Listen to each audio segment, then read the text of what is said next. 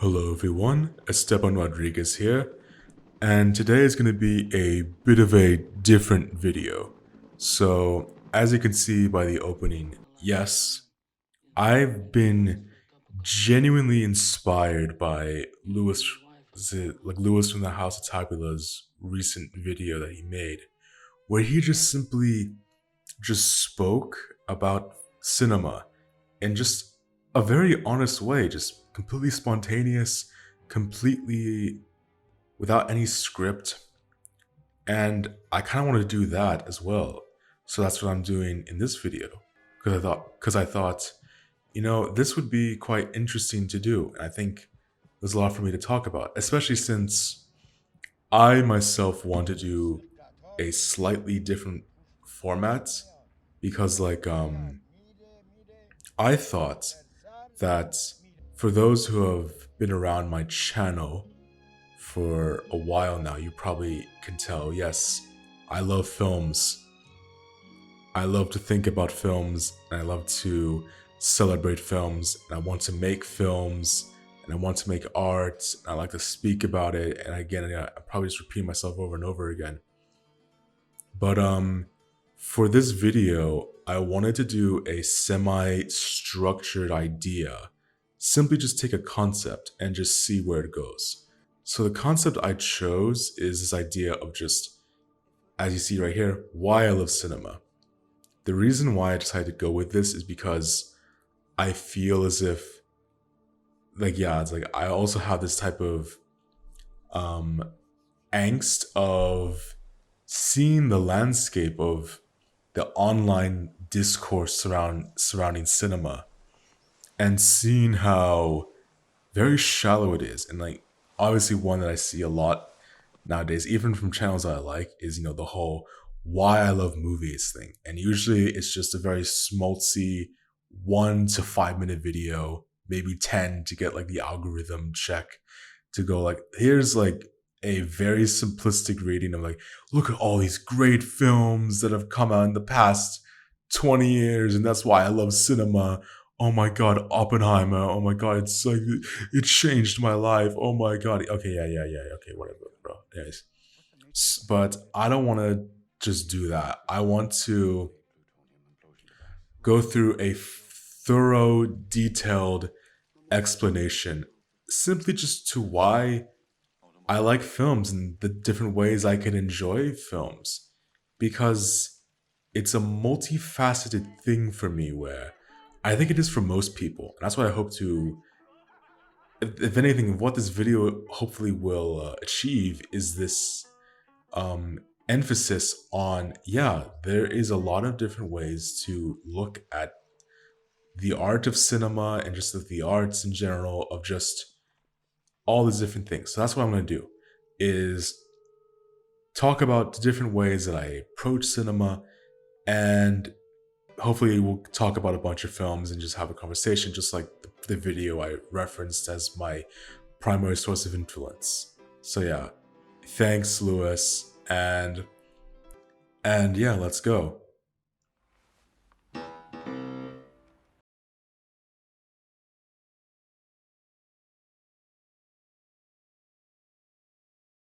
So literally I just have 1 page of notes on my phone, just a list of the chapters that are going to be in the video that I'm holding in my hand right now.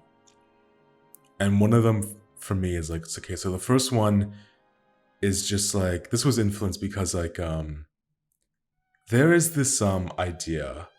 And I know I'm not going to try and give dumb people on social media a bunch of credit, but yeah, there is this idea that of anti-intellectualism, but you know what? I think most importantly, here's a strong source of reference for this segment. Is simply my brother. My brother, he he's someone that whenever I talk about films that I like, I think this is possibly my fault as well, is that I talk about them, in a very intellectual route. And so that's when you get shit like, me talking about like the Passion of Joan of Arc, and me talking about like Persona, and why it's like the fucking greatest thing ever, why Barry Lyndon's the most beautiful film ever made. And this was back when I was young and didn't know how the fuck to actually speak about films. So nowadays, like I feel like now I have a semi structural idea, even though I'm trying to be improvisational here right now.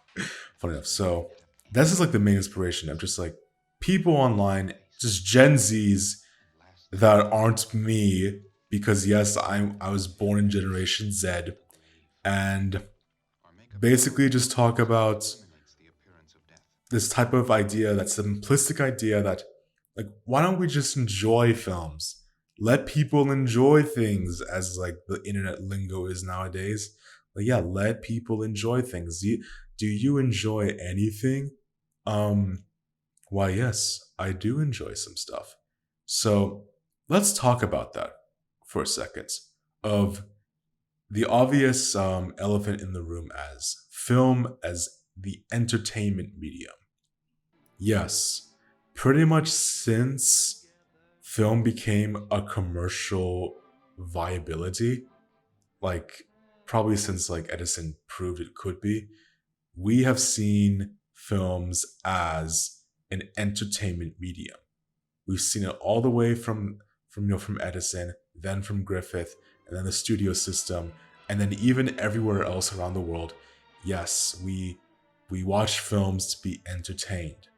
That's how it always was and always will be, and I can't change that. And there's nothing wrong with simply watching the film to enjoy it.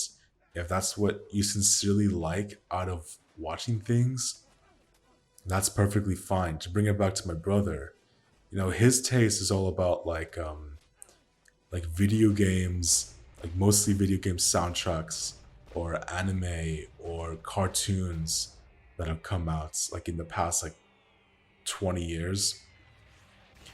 And yeah, I share a lot of that enjoyment as well. And but I think for cinema, what I'm talking about specifically of the cinematic, theatrical films, now I have to talk about like why do I specifically get out of entertainment? Like what do we get out of entertainment really? So that's the thing. I think here's like an obvious one out the way first for a minute. Like let's get an obvious one out the way. That's like a quite an easy one to understand. Is that I actually have come around to really love musicals.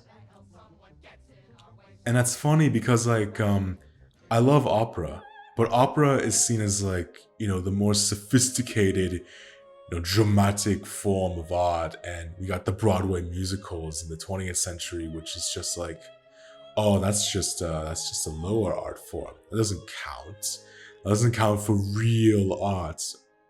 And yeah, this is coming from me, the classical music guy, that's saying this instead of like mocking this idea of elitism, which is like it's bullshit. But that's a video. That's a whole discussion for another day. What we're talking about with musicals, especially in cinema musicals, I really love. I think one that this is a great one to talk about, because I would say, if I was to do my top 10, if I was to make a top 10, because I know like I want to do another favorites list of films, because I haven't done one since 2022, and like, of course a lot has changed. And I know that for the most part, you obviously you're gonna see films like Mirror by Andrei Tarkovsky, or Passion of Joan of Arc, or 2001: Space Odyssey. Teorema is gonna be on there, obviously. Voices Through Time is probably gonna be on there as well. But you know what else would also be on that top 10? Like, what have a higher probability of being in my top 10? It's be Singing in the Rain. I fucking love that film. And that's that's purely like, if you want to have one film that just, no matter when you watch it or like wherever you're watching it, or like how you manage to watch it, like through any form whatsoever, no matter what you choose, like or when you choose, again, it's like no matter what, Singing in the Rain, like it's impossible not to smile and dance with glee when you watch that film. And I know this from experience because, like, little anecdote here. Like the first time I watched Singing in the Rain was during a very depressive state in my life, and it was actually during COVID time, not because of COVID. Oh god, remember that? Yeah, it wasn't because of COVID, but it was like something else related to that. Of just like without getting too personal, there was this thing that was happening with me and a friend group that former friends, I'll probably say, that I met online when I was like getting into being in online communities. We had a bit of a falling out and I was so into that group, and yeah, like that really left me cold. That like I genuinely felt sad that people that I thought we shared the same interest with, which was of course films, they just rejected me and I was alone. And yeah, I felt very sad. And my parents, who noticed this, they noticed this quite well. My father in particular decided to put on this film because I'd never seen it, which is funny because before I watched this, Clockwork Orange would have been considered like my number one favorite film when I was a teenager. Like, that's another one where I could just talk about it for hours on end. I love that film. But yeah, and that film has the Singing in the Rain sequence where Alex is like dancing, like really dark scene, everyone knows it.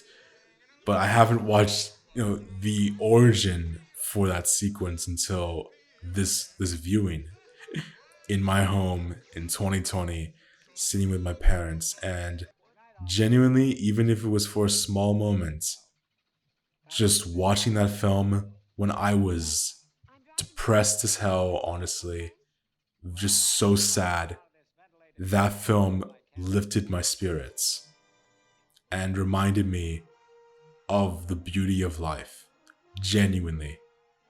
And the more times I watch it, the more times I realize that it truly is one of the best films ever made. Like, I truly think like it's one of those films that, the whole thing that people like to do, like that question people like to ask of like 3 or 5 or 10 movies you would like, if you were stranded on a desert island and you could pick only five, pick only those few films to watch for the rest of your life, which 5 or 10 of those films would be. And yeah, one of those would be Singing in the Rain. There would be a couple others, but I know like Singing in the Rain and Clockwork Orange, funny enough, would be two films I could easily watch over and over and over and over. It sounds so funny to say like the Clockwork Orange and Singing in the Rain are two films that I would put back to back, but it's true, really. I'm not making a joke. Like I'm being honest when I say this. But yeah, it's like Singing in the Rain. Yeah, I think Singing in the Rain is just such a, there's a lot that you can say about like of how it's like it's probably one of the best films, if not the best film, about actually exploring the lives of people in the film industry, because it's something where it's like it's a miracle and it can only have been done during like Hollywood's last era of the golden age, which was in the 50s, like early to mid 50s, I would say, where the studio system was still very high and everyone was under contract, and you just got the best directors, the best writers, the best actors, the best composers, the best craftsmen, all working together to create something just, just incredible. And even though it was kind of restricted in many ways, like those restrictions would help certain filmmakers. I think Singing in the Rain is one of those prime examples, because even though it's a film in the system, it still manages to effectively mock the system and still deliver on what it is. And it doesn't feel like it's contradicting itself. It never feels like it's trying to be pretentious with its commentary, because the commentary, you can blink and you miss it, and it's like it doesn't change your perspective on the film if you just want to be entertained by it. Because yeah, you can talk about what it's trying to say on a deeper level, but when I watch it, I simply just love Gene Kelly dancing. I simply just love Debbie Reynolds singing, or like not singing because I think she was dubbed. I haven't researched it. I think Debbie Reynolds was actually dubbed in the movie, which is funny because like there's the ending when like Debbie Reynolds' character has to like dub over her line. I can't remember the character's name. Like that blonde woman like has like that obnoxious voice. I like an obnoxious voice, yeah. Like that obnoxious voice, and she had to dub over. And in the actual film, someone else dubbed over Debbie Reynolds, which is so ironically hilarious. I don't know if that's actually true or not. I heard a story about that. I would love to know if it's true though. Yeah, I would love to know if it's true. But yeah, like that's all that I really get out of like, that's the aesthetic achievement of this film. And that's not to say that, it means it failed. Like again, it's like it succeeded because it was just a piece of entertainment. But it manages to be a degree of entertainment that is super artistic. Like I dare you to watch this entire film and find me a single frame of this entire like runtime that doesn't feel like it was made out of passion. Cause like the colors and the lighting, like the choreography and the dancing and the music, obviously. The music, like every song is just a flat out banger. It's like that's why it's just even like the song like near the beginning when we have like Don Lockwood and Cosmo like doing their like the duo double act like as violinists for like this like pub or something. And this like in the film that's supposed to be seen as like, an inferior like low level act that people would boo over and like, boo, you suck, that's lame, we want something better. Like if that's what's considered lame, like in the early 1920s when this film is set, it's like I'd rather be there. If that's the standards, it's like I would rather want to go there. Like compared to all this dumb shit we see today, that act is like first class level in comparison. That act I would pay hundreds of thousands of dollars to go see live. I mean, for one, it's like it just makes you smile. Like again, just seeing them just dance like in the first like 10 minutes of the movie, I'm smiling and I'm just like so giddy. Giddy. It's like it's such a breezy film to watch as well. Oh my god, like, there's not a dull moment in this entire film. Every single moment is just bursting at the screen. It's just like it really is. It's like it is the ultimate film that wants nothing more than to entertain you. And it's like even stuff that people would complain about a bit, like I heard some people like get annoyed at like the whole make them laugh, make them laugh. It's like yeah, it's like some people would critique that it's like it goes on a bit too long. I mean, my response to that is like, I don't care. I don't care because it's just fun, and I just have a blast watching it no matter what. And nothing that it does, nothing that happens takes away from my experience with it, and that's why I think it is just such a perfect film for what it is. And I do kind of wish that we had films like this nowadays because I think that's the main thing that I don't like in modern cinema actually is films. I think we complain about like, art films trying to be, like philosophically complex and whatever. But I feel like that goes the same with blockbusters. I feel like blockbusters and summer movies are trying to put in like politics. I'm not even talking about like the stuff that you would hear like from the grifters, like the going woke with like they put in like a Latino, like they're putting identity politics, whatever. Which like I have my criticisms about that, but like actual politics that blockbuster films put in so haphazardly and so half baked that they feel like an afterthought and are only there just to act like they're they're smarter than they actually are. They have something to say. It's so soulless. And then you have a film like this, which is like, again, it's not a film that's trying to be deep, but I think what the subject matter of the film is and what it ultimately is trying to be in general, I think it is something that just, it is an effortless type of exercise where you just go with it. And that's what I love about like a lot of musicals, even like something like Meet Me in St. Louis. Like, there's some like great songs in there, like the Charlie song, dang, dang, dang, ring the Charlie. It's it's a really great song, and it's like really enjoyable. And it's like even like a film like that, like a studio musical like that, there's that like Halloween sequence with the kids that is like the most out of left field thing ever. And I remember like the first time I watched it, I was thinking like, when like the kids were like playing this game and like they went to this neighbor and I was like, we killed him, we killed him, we killed him. Like, I'm like, what the fuck is going on? It's like, why is this in this movie? And like, I'm still a bit confused on it, but it's like, who gives a fuck? It's just in there. And like, I think that's the thing with musicals that it's like, I've grown to just accept. It's like, it's the classic suspension of disbelief that, I don't have to care about the logic, which is like, I think more films should do that. I love films that say fuck logic if they really embrace the idea of artifice and just go with it. Like, a filmmaker that I just admire for that a lot? It's gotta be Jacques Demy. It's like, nowadays, like, he's become a bit of a bigger name because of his restoration of Umbrellas of Cherbourg, which is like a magnificent film. It's like, it's such, it's not a film that, will make you smile. It maybe will for certain scenes. Like, certain scenes are just impossible to not grin over. Like, it's there are some scenes in that film that are quite charming, but like, that's a film where, like, especially the ending will be incredibly bittersweet. And yeah, it will leave you crying. Oh my god, it will leave you crying.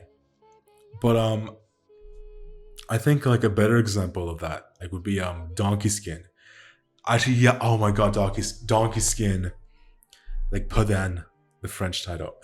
Donkey Skin is like, oh god, it's magic. That film is magic because it's what I want. It's like, the film tells you what kind of film it is from like the opening credits.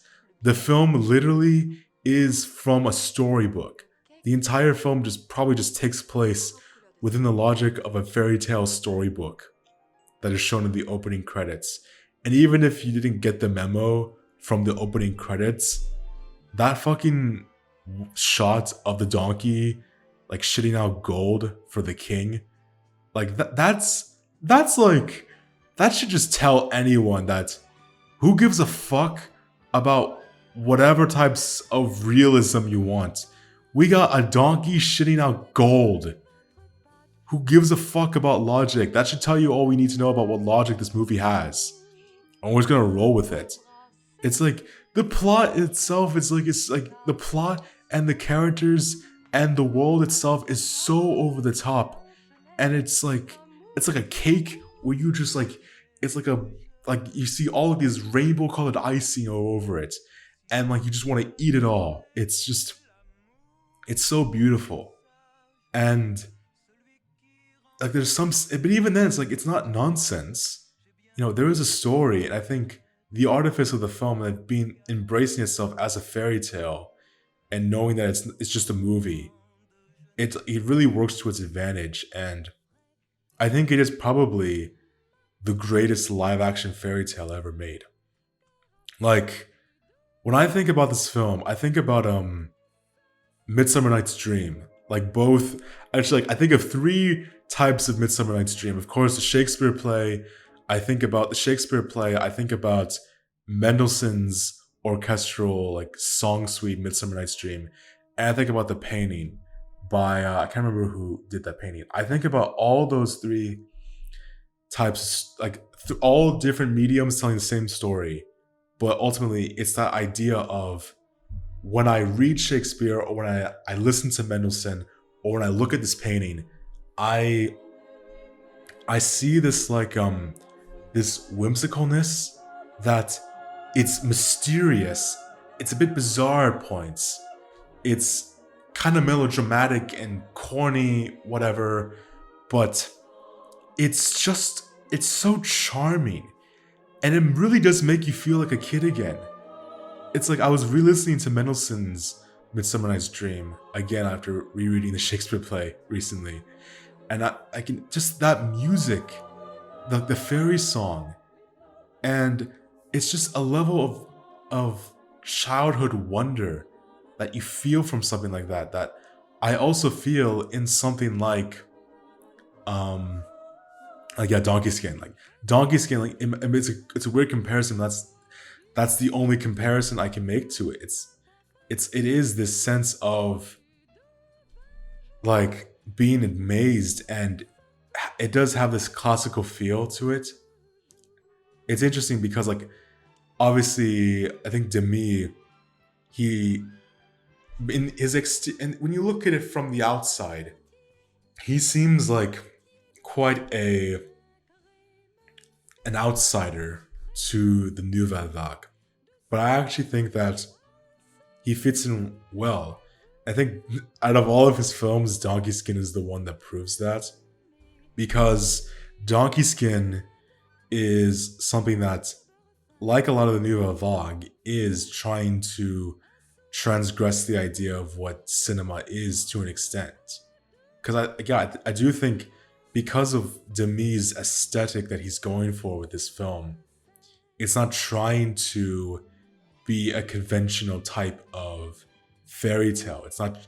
It is semi-romantic, but it's not something entirely classical. You know, again, you have that sequence, a bit of surrealist type of absurdist type of imagery, or I would even call it humor. It's just moments. I guess like that fucking what's that scene? Like that scene with the talking flower. That was like that. There's no reason that needs to be there, but who gives a fuck? And that's the thing. Like, who gives a shit? Just put it in there, and it's great. Honestly, it's so good. As I'm talking about these types of musicals, and just of joy in general, I'm thinking about how even like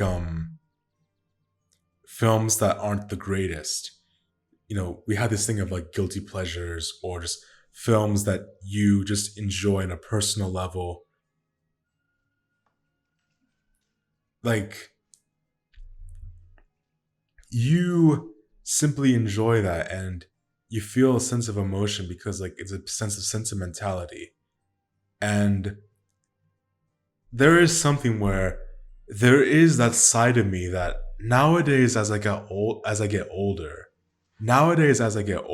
I kind of want to erase of this idea of being cynical because I mean like I definitely have matured. It's like I went from going like I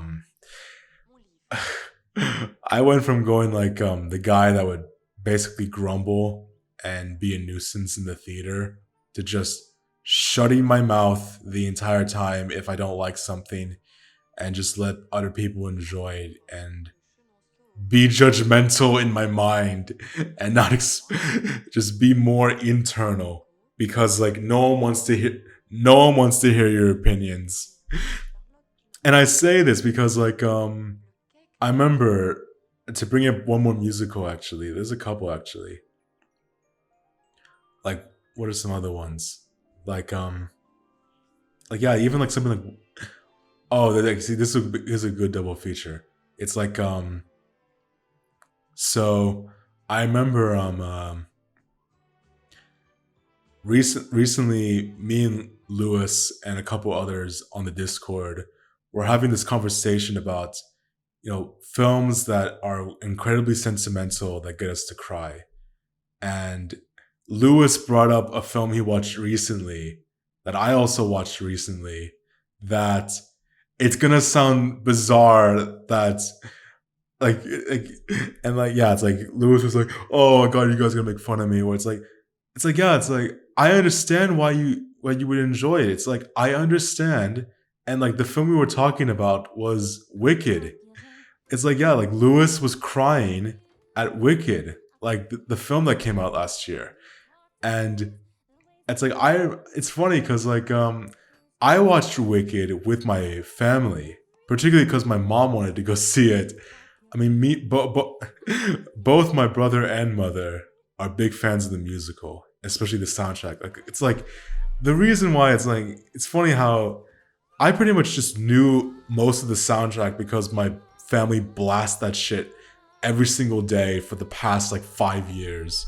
So I already knew most of the music. But yeah, it was kind of interesting actually. And I love those moments from Lewis, by the way, side tangent. I just love when like he has those moments like just being open and just saying stuff that because there's this perception from us, as just oh, we're just gonna be the guys are just gonna be only watching Tarkovsky. But it's like, even stuff like I thought Wicked was fine. I thought it was like a decent film that like I think because I went in that film with a bit of a bias wanting to go and not like it because I thought it would be annoying. And I didn't well I wasn't impressed by the trailers or whatever. But then I saw the movie and I just took it for what it was. And you know what did it for me? It's like most of that film I was just kind of enjoying it. Like, yeah, okay, like some parts are actually pretty solid. But the part that got me was when they went to Emerald City and they sang the song One Short Day, which is one of my favorites in the musical. And like there's something about it of just because Emerald City as a whole, because this is what I was gonna bring up as well. Because right after we watched Wicked, I rewatched The Wizard of Oz like a few hours after. And something about both films, now seeing them like back to back on the same day, it's like Emerald City is this almost this utopian symbol of paradise, of the pinnacle of humanity and what it could be.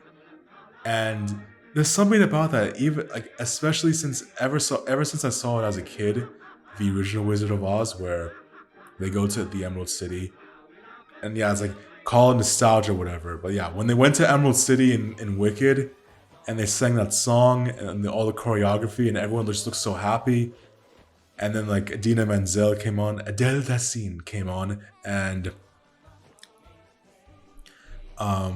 like they sang that extra part that wasn't in the musical, which like I kind of enjoy that as well. Like I remember my mom was like, my mom was so happy with that cameo. It's like, yeah, obviously it's like it's nostalgia. It's obviously meant for the fans, and I sometimes have that shit as well. I won't reveal what it is yet. I'll probably do so in another video of some stuff that gets my nostalgia bones tingling. Oh my god! But it's like that's a moment of genuine happiness that I saw from my mom. That it's like I don't give a like I could have said anything, but you know what? It's like who cares? Like who cares about like what I think? If it makes someone genuinely happy, not like in a type of like engagement type of way on social media where like you have all these girls fake crying over movies or trying to act like they've watched the most revolutionary thing ever.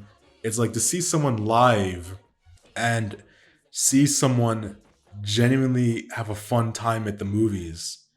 It's like I can't take that away from someone. It's like I can't, you know, yeah. It's like that clearly shows that it means something to people. Maybe I won't get it.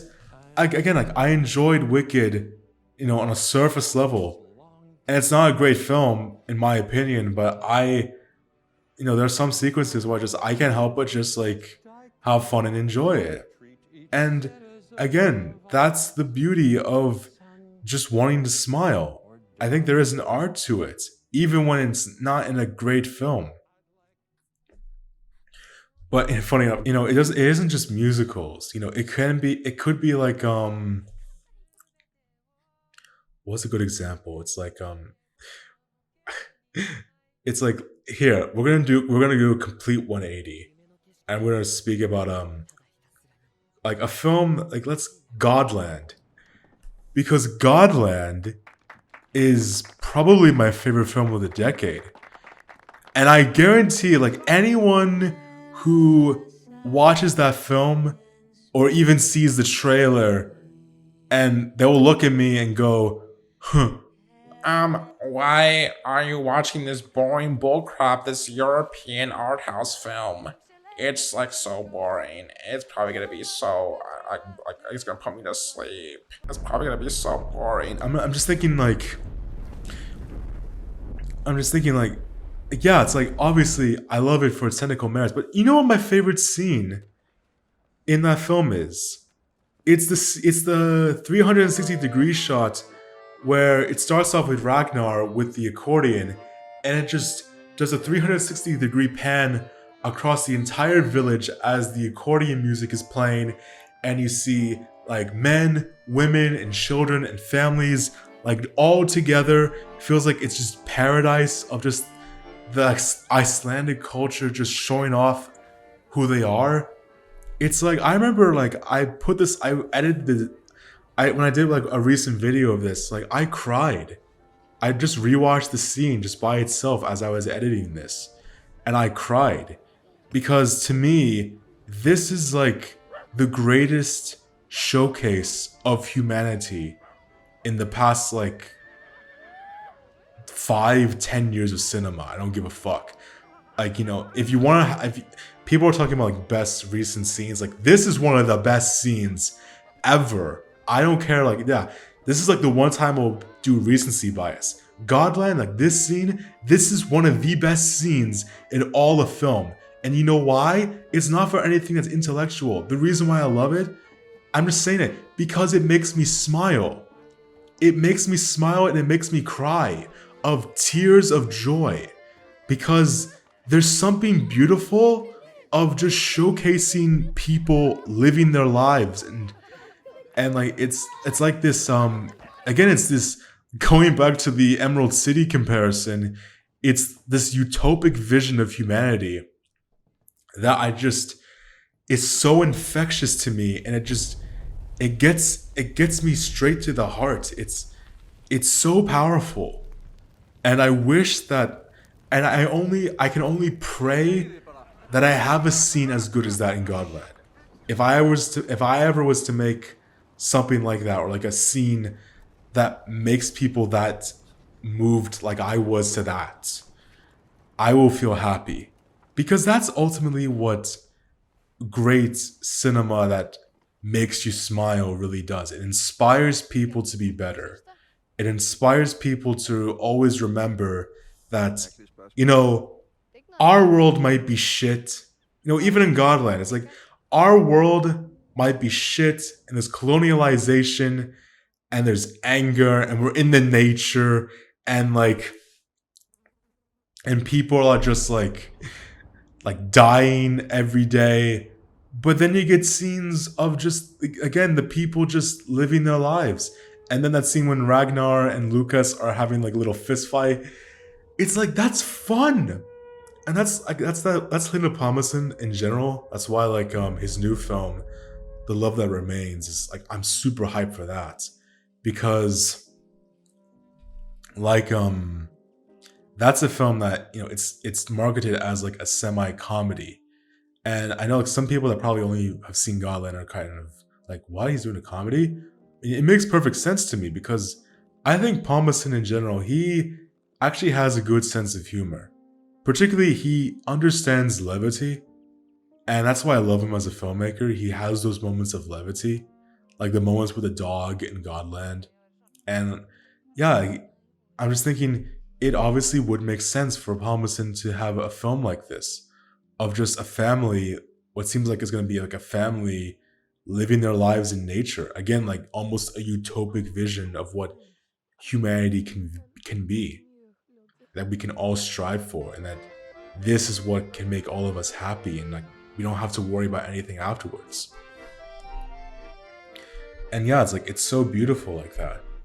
And yeah, it does move me in a way that like it does inspire me probably more than most other types of scenes that I can think of. Like, in any art form really. If it makes me happy, if it makes me want to dance, if it makes me want to dance, if it makes me want to dance. No, not like that. Just like actual, just instinctual, just getting with the beat. If it makes me want to just be giddy and like frolic with glee, then I am a happy man, because that's what life should be. There's some other examples, like I'm trying to think of like other ones. Like oh yeah, like okay, one more musical example is like me and one of my friends, Forrest, like we had this like kind of running joke between us of how he hates Dance in the Dark by Von Trier. Well, like I love that film. And it's like it's weird that I'm bringing this up now because like that's obviously that's not a film that's gonna like that's another film that's not gonna leave you happy. It's gonna leave you so sad. It's gonna be so sad when you it's gonna be so sad. You're gonna feel so depressed when you watch that film. But the first musical sequence, like because when you watch the film for the first time, you don't know it's going to be like an actual musical. But then you get that scene where Bjork's like working in the factory, and you get that first musical number, and obviously like, there's everything that comes afterwards that makes it so sad. But for brief moments, I think this actually brings some depth to the film of how there's this fantasy world that Bjork is living in. It may not be real, but it keeps her through the day. It like reminds me of like Cabiria, of how she's just a woman who so much shit just like it's just so depressing, and like she has like such a hard life. But like every time I see Cabiria and see her just so optimistically happy, just a character who represents pure joy even in such a fucked up world, is so inspiring when like you actually stop to think about it. And that's what I think is really, really special when you ponder about this stuff.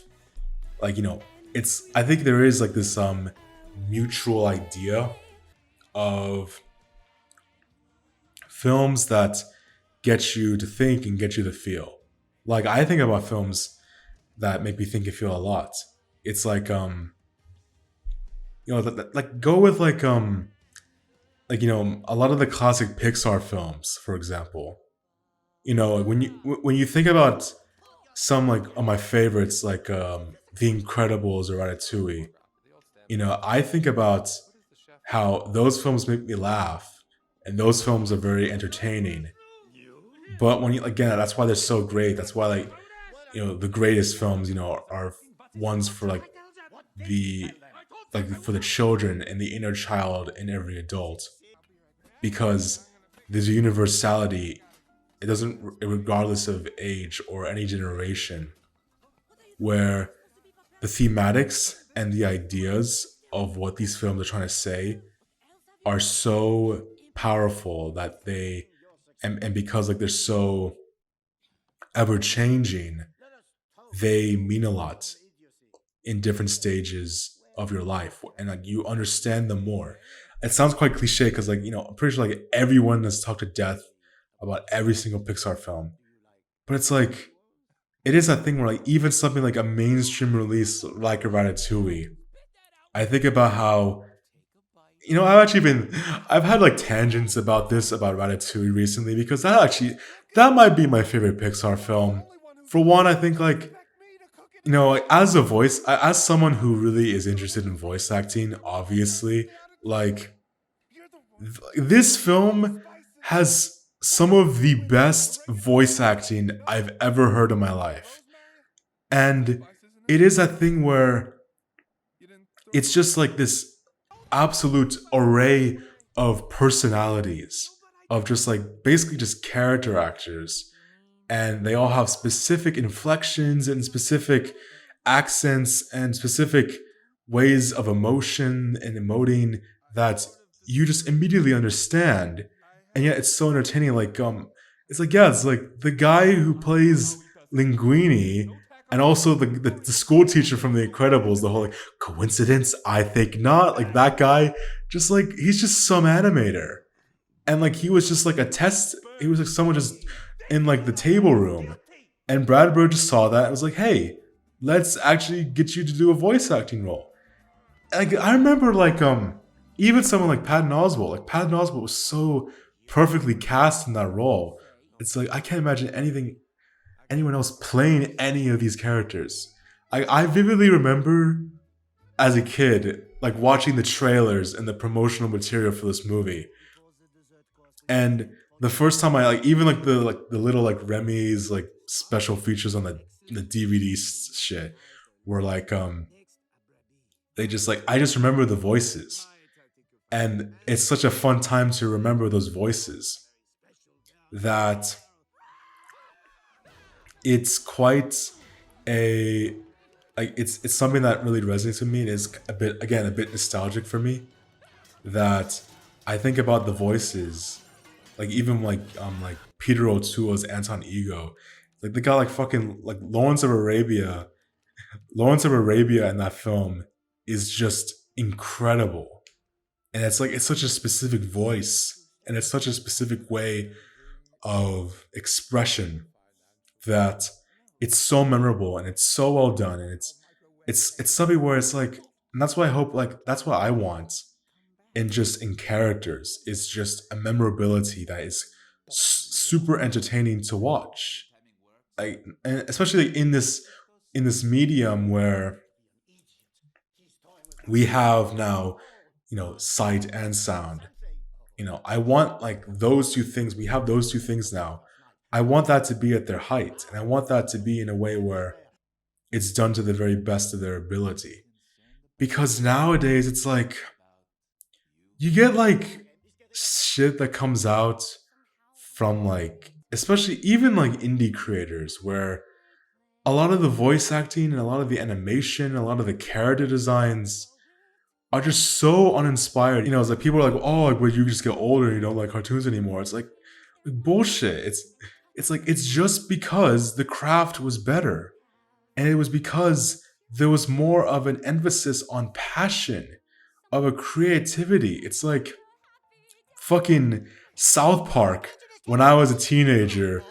Like that made me smile and laugh, and I was so entertained by it. Especially because of the voices, which I thought were funny. Like, screw you guys, I'm going home with the fat car, you fucking Joe. It's like, yeah, I can the reason why I like to impersonate Cartman is because that's just a funny voice that makes me laugh. It makes me smile. It's like even on a surface level, like, yeah, it's like Cartman is meant to be like, yeah, like, yeah, an evil kid, like an irredeemable, whiny piece of shit who's like, yeah, yeah, what you gonna do? Just like whining all the time, and it's just like, yeah, it's like it's kind of funny how just anything he does, and that kind of stuff, like that is what I want in filmmaking, and that's what I want in art, really. Of just like, if you want to be entertaining, like you really just gotta find creative ideas and just really go out there. Like, I hate this just dumbed down, dull nonsense that just feels like it's just trying to be the least offensive thing possible, just because they don't want to like alienate any audience. It's like that's the thing was like it's funny how many like corporations or people are scared of alienating the audiences when it's like most of that stuff comes from the internet. And most times the internet usually consists of small groups of like 5 people that are incredibly vocal and probably have bots and probably have alt accounts that are causing this drama. And probably there's not a lot. There's probably way less people actually mad than there are in real life than there are on the internet. Yeah, you see, this is why like we need to be more happy because like I don't want to be speaking like I'm George Orwell or Aldous Huxley right here, or like I'm Baudrillard, or like speaking about a film like The Matrix, where oh god, we're in a simulation and like we're in a dystopian authoritarian future. Authoritarian future. I need a drink of water.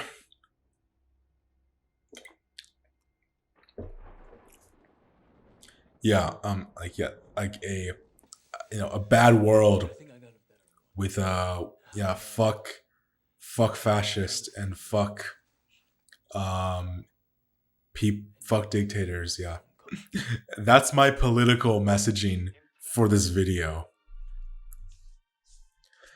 Um, what was I saying? What the fuck was I saying? Oh yeah, yeah, just like that's my message is to just be creative and don't feel ashamed of what anyone else thinks about your work because probably a lot of the time it will like be great if you really put your passion through it. Like, do you know like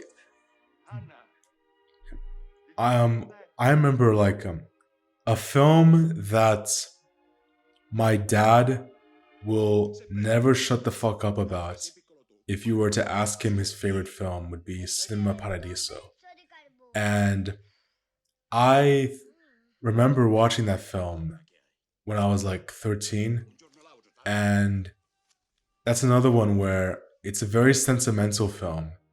It's a very heartfelt film, and it's meant to be an ode to the passion of cinema and how it influences your life in a way that, is quite personal, especially of like a coming of age story for this child. And my dad will always say like, it's the greatest film ever that is about filmmaking. No, it's like it's funny. He'll like I love this film. I think Cinema Paradiso is such a fantastic film, but yet like it's not one of my favorites. It's not in my top 10, but it's in my dad's like top 3. He's like, why did you put it in your top 10? Why did you not put it in your top 10? Why are you not on top of your 100? Like, it's like I love the movie. It's just I love so many films because that's another thing also that I guess can summarize this section is just any great film to me makes me smile. I think any great film, no matter what, can like even if it's a horror film or a drama or some experimental like, dark bleak film, like yeah, in the moment I feel absolutely horrible because the film did its job in conveying those dark emotions. But then like I walk out of the theater and if I truly love it, if I get out of the theater and I continue to think about it and I get so obsessed with it, it's like I'm happy. It's like when I got out of watching The Zone of Interest, I was giddy. I was so happy. And which just sounds weird. I don't give a fuck if this sounds weird. I was I was giddy realizing I have seen probably one of the best films ever made, and I was alive to actually see a milestone in cinema. Because that's what I truly believe it is. It is a milestone in cinema history. There truly is no other film like it. And yeah, it's a film that is quite dark, But not to get too ahead in the other section, but yeah, to talk about me being happy, just like the idea of like Zone of Interest is a great, fantastic film, and it's because of that that's why I'm happy, because I love seeing greatness, because it feels like something that when you actually find the diamond in the rough, it is a brilliant feeling, and I love that. And that's what I can ultimately say about most films that I love ultimately, is that no matter what, for most films I'm going to talk about, I think, to counteract what those stupid social media Gen Z tards are saying, I'm not a depressed loner. I mean, half the time I am, but I'm also not. I Yeah, most of the time, actually, like yeah, I say most of the time, I am not someone that looks at the world in a cynical light. I find that quite reductive. And yeah, I think if anything, I try to be a bit too optimistic. And I know that that can be a bit naive in my part, and sometimes I can act naive. But I know for one thing, it's like this is who I am, and I know that that's what I want to do. That's what that's what gives me purpose in life. And seeing cinema, no matter what, that if it's something that moves me or challenges me or impresses me on any sort of level of technical mastery, emotional depth, symbolic resonance, whatever, like that is special. That is something that will always stay with me and make me smile and will continue to make me smile for a very long time. Okay, one more film. Actually, okay, one more film because like I actually need to talk about this. A film that I rewatched recently, just because, I just felt like it was a matter of life and death by Powell and Pressburger, and yeah, like after this rewatch, it definitely has gone up the list of one of my favorite films because again, like that's a film that it's a one of those pure messages of love and unity, and it is a film like it is like a semi-political film because if you learn about the context of why the film was made, like the British film industry was like basically just like, okay, it's the end of World War II, we need to mend relationships with the rest of the world, so let's make a film where everyone's happy and where love triumphs over everything. And so the Archers got together and made another one of their bangers that is just so good.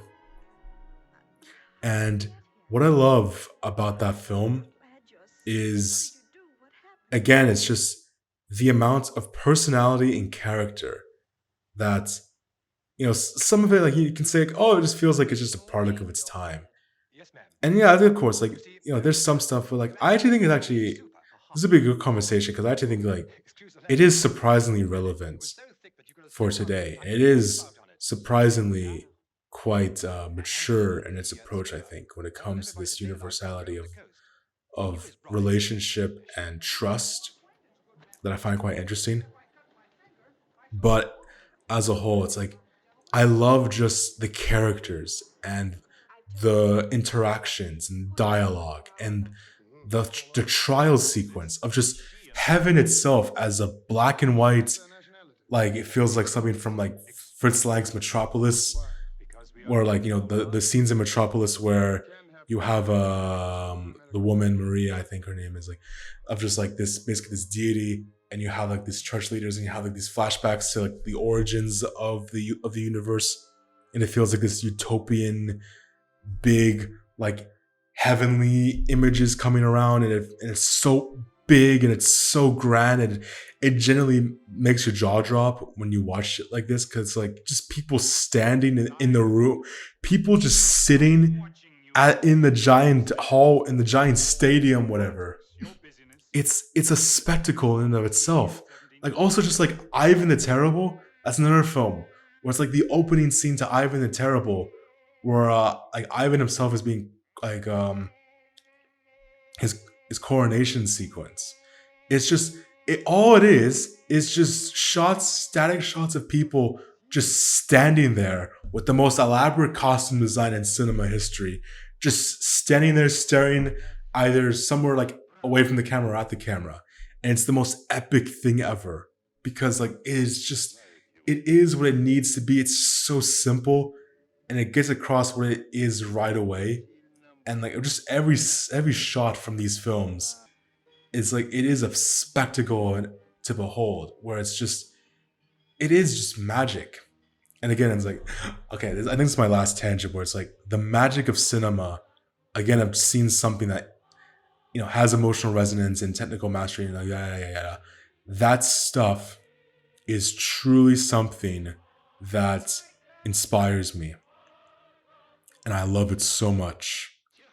And yeah, I hope that people that watch more films in the future, like if they want to get expand their palettes, I hope that this is how they approach it because I think it's the best way to, and I think it's the one that will last the most.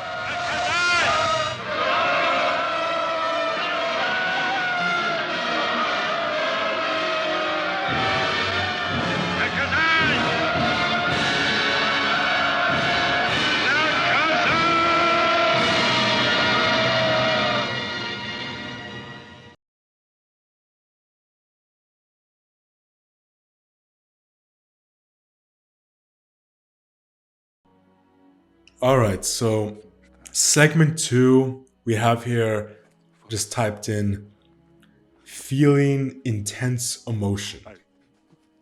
So, what I mean by this is this sense of drama. Essentially, we all love drama. I think deep down we go and we watch like the next big TV drama, or we watch like like a big dramatic prestige film or whatever that gets popular, or we like the reason why we love Shakespeare to why many people to this day love Titanic is because like we love drama. And I think that is something that I think it can come in many different forms, in many different ways of just like different types of emotions that come through with something more raw, or it can be sentimental, as I said, or it can be very bleak. But I do love those kinds of films. And I think one of them I mentioned earlier in this discussion is The Passion of Joan of Arc. Like that is a film where like to me, like yeah, that's another one of my top 10. And the reason is like that's a film of pure emotion. It really is just focusing on the last like day or so of John's life, and simply like the the the character progression of that. I feel like it's such a profound and truly, like I say this like genuinely in without any irony or sarcasm whatsoever, it's an empowering story. Because as much as the situation that we see through the eyes of John is horrific, and it's like it's hard not to feel sad, when she gets burned, there is also the sense of she feels solace because throughout like the first half of the film, she deals with this idea of having to confess everything of who she is, like in front of the court. And specifically, what always got me, especially on recent rewatches, is this idea that Joan lied about something about her faith, and she, like, I imagine, like, she feels immense regret and almost disgust in how she lied, in that she was being selfish and trying to put her own life before God. And there's this incredible scene where one of the people played by Anton Trude, I think that's his name. He was all like this guy. Like he's pretty interesting person. Look this up. Anton Antrude. Antoine Antrude. I'm so bad with Antonin Antrude. Antrad. I'm so bad with names tonight. Let me just get on the water. Antonin Antrude. Yeah, he was also in Abel Gance's Napoleon. Yeah, so like he plays one of the people in the court, and he speaks. He's like the most reasonable one of the group. And there's this incredible moment of just admitting to him, like, yeah, it's like I have sinned. Yeah, it's like I have accepted. Now it's like I have sinned by lying, and I want to make it right. So yeah, I'm telling the truth right now, and I know like it's going to be painful, but I accepted it. I accept who I am, and I am not going to erase any integrity just for my own selfish desire to survive. And so that's what makes that line that one of the peasants says to the people that burn her at the stake, like, you have just burned a saint. She truly deserves that title. Like when you watch that film and you just see her arc, you see her character arc, and you see that everything led up to that moment for me, of that line, like, you have just burned a saint, and everyone just riots, like they just like, it becomes this giant war, this violent imagery comes in, and it's just chaos as she still burns. It's like, it's so incredibly powerful that it just takes my breath away, really. Like, really, it does. Every time I watch that ending, it does inspire me as much as it does horrify me because of how much it makes me feel. Like, I think the same thing can also be said for another film that I've been probably talked about a lot and mentioned a lot on the channel, is Salò. So Salò is a film where, I remember like how I used to really not like it. In fact, I used to really not like Pasolini, and now like he's one of my favorites. And he's a filmmaker that has influenced me more and more over the years. Like Teorema is one. Like I want to talk about Teorema later, but Salò right now, it's like Salò is another one where that's the one that probably like in right now, like in my young history of being a cinephile, of a connoisseur, that was the film that challenged me the most. That was the film that I actually had to grow up with.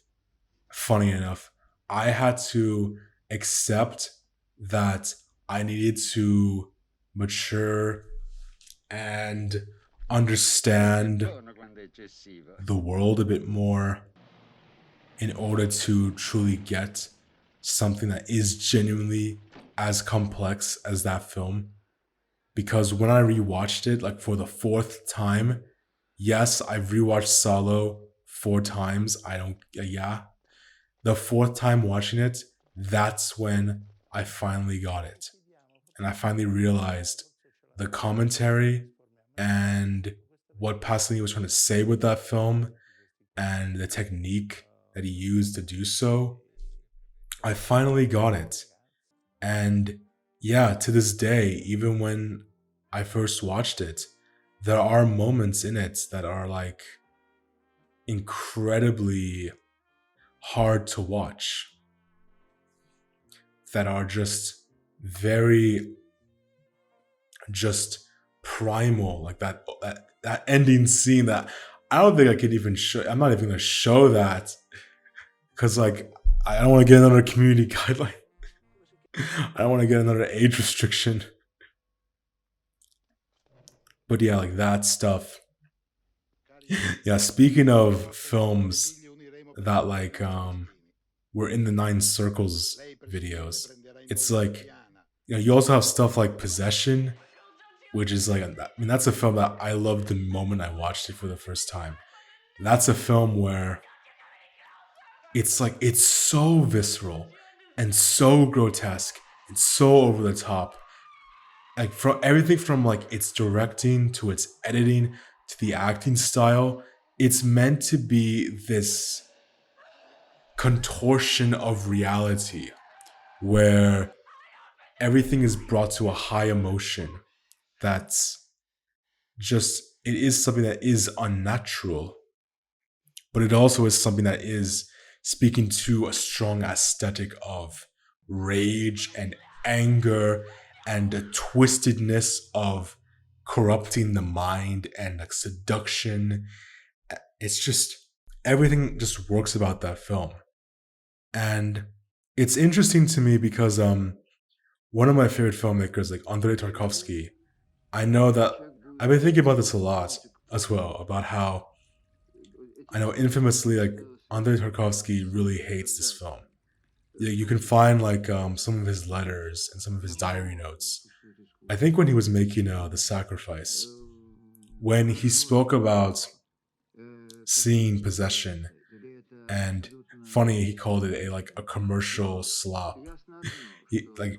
Commercial slop for him was Possession, and like for him it was a film that showed no morals and no sense of redemption. And I may disagree with him deeply, as much as I love his work, but I disagree with him deeply on this take.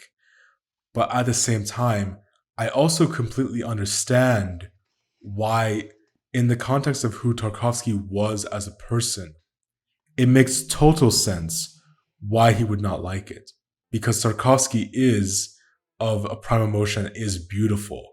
Like he makes the world around him pure, and he wants to make reality be more, like I would say, almost innocent. Like he talks about stuff that is quite harsh, particularly like in Andrei Rublev, we have like the raid sequence and just of like the aspect of like the trauma and the aftermath, and of Rublev himself taking his vow of silence, which is also like a powerful moment that just really gets me in the feels.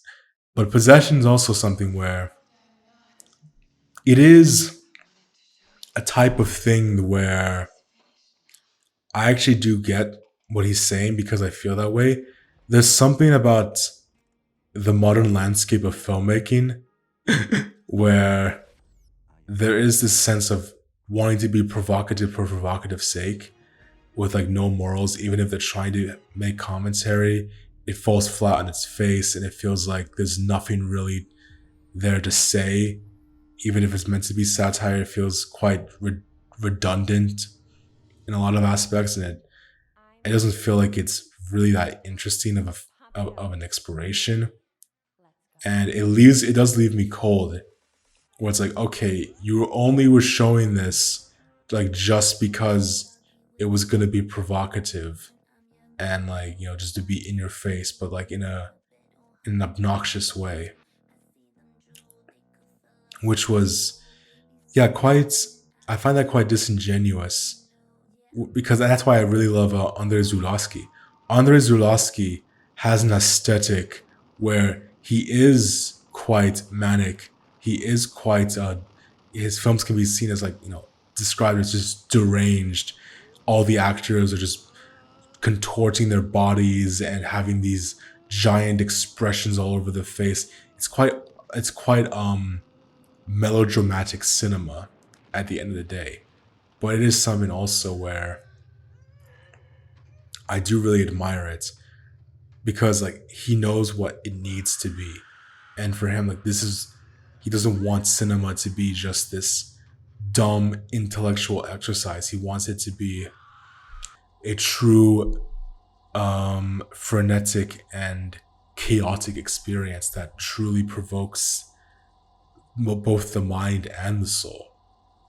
It like I always like have this soft spot for films like that. Like it's funny like I would say like Gaspar Noe is a filmmaker that I really like, even though he like doesn't make the kind of films that I want to make at all. He's the type of filmmaker that makes the exact opposite style of films that I do. Especially if you learn about his personal perspective on life. He's a bit of like a nihilist and of a nihilist.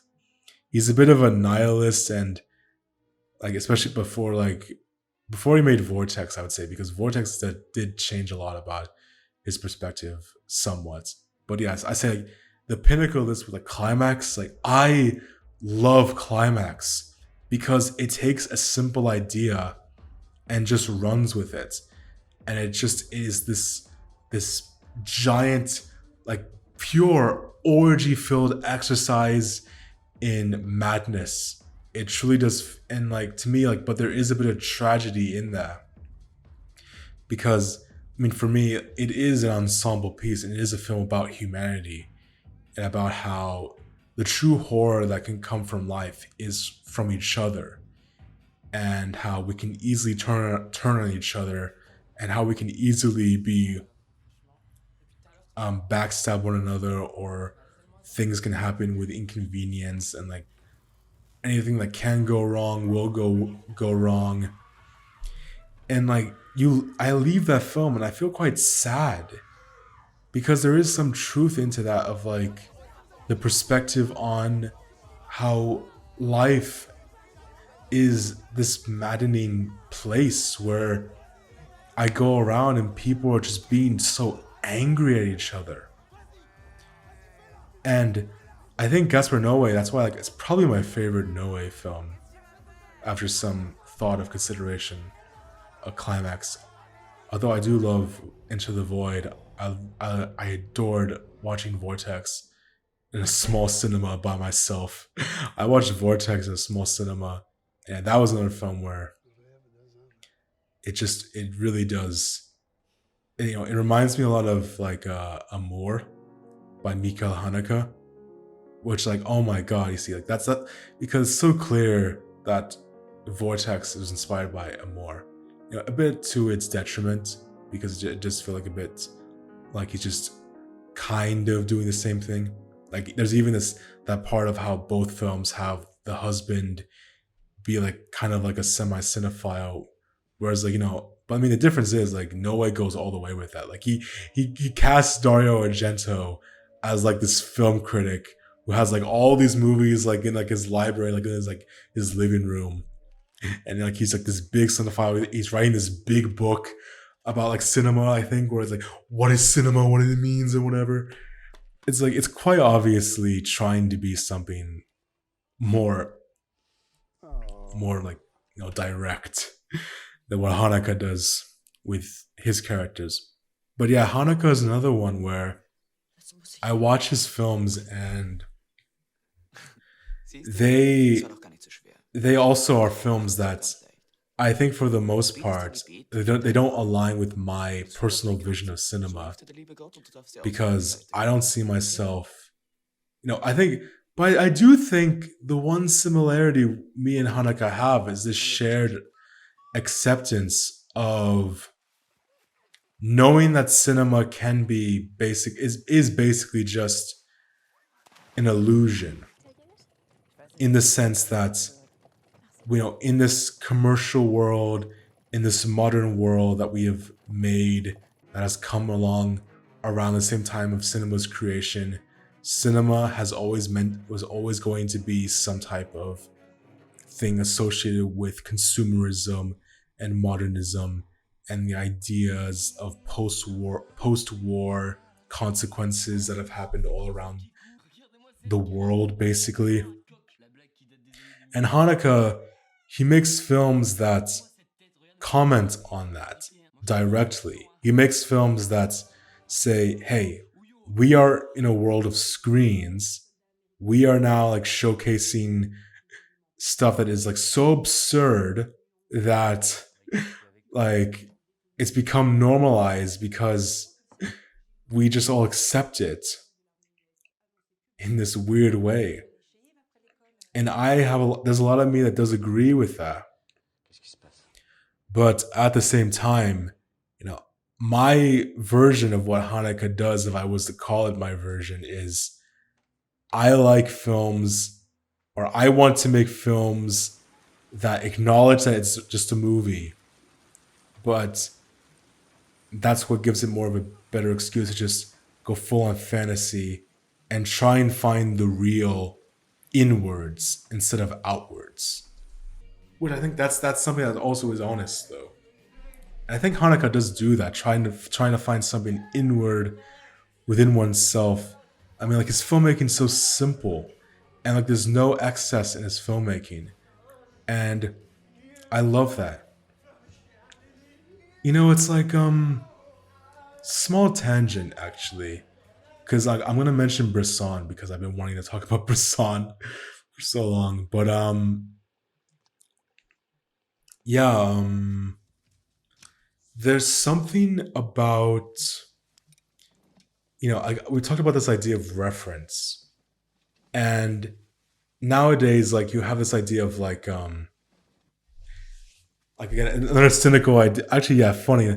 It's like a cynical idea of this consumerist ideology. Now that we have like IPs and franchises, where we like it's like, oh look, your favorite character from the comic or the book that you read is now in live action. It is in the big screen for the first time, and that's meant to be the drawing point. That's meant to be the reference point. That's meant to get people excited for that. And people make fun of it, and everyone makes fun of the nerds for this, and I will too.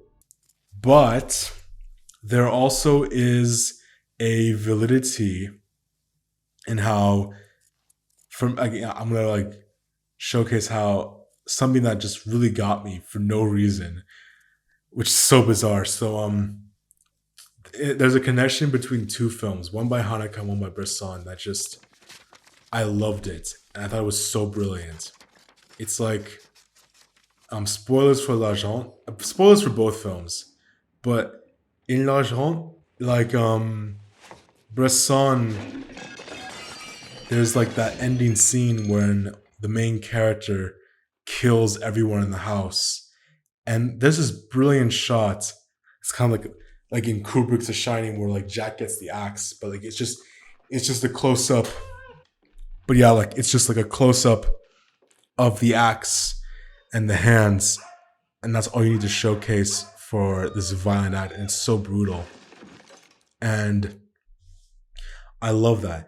And then like a few months later, I watched The Seventh Continent, and there's this truly emotionally resonating, cathartic, like chaotic hellscape of a scene where the family destroys everything in their house, and it's like in the end, like the father is about to go get the fish tank, and Haneke uses the exact same camera angle to create the exact same shots for when he's about to destroy the fish tank. And the moment I realized that Haneke was making a reference to Bresson, it was just like this moment of, oh my god, it's like I see the connection. It's like the history of cinema is in dialogue with itself, and it's beautiful. It is a weird moment because like it's not meant to be a scene where like you soy jack at the screen going like, oh, I get the reference, I get the reference, I get the reference. It's just like it's a towering portrayal of anger and rage that's being brought into modernity. And yeah, but I do find it such a beautiful scene to watch. And I think like once you realize what it is, and I think like it says a lot. I think that's why like the shot of him with the money is quite brilliant. as like that's like a pure Rorschach test for audiences as to how they react to money being thrown on the toilet, because that actually can be like, that actually is a fucking brilliant thing that like actual like doctors and people like should actually do as a Rorschach test, to play that shot from Seven Continent and see how people react to to seeing money being dumped down the toilet. It's like, God, what? That's amazing. Like, I just thought of it just right then and there.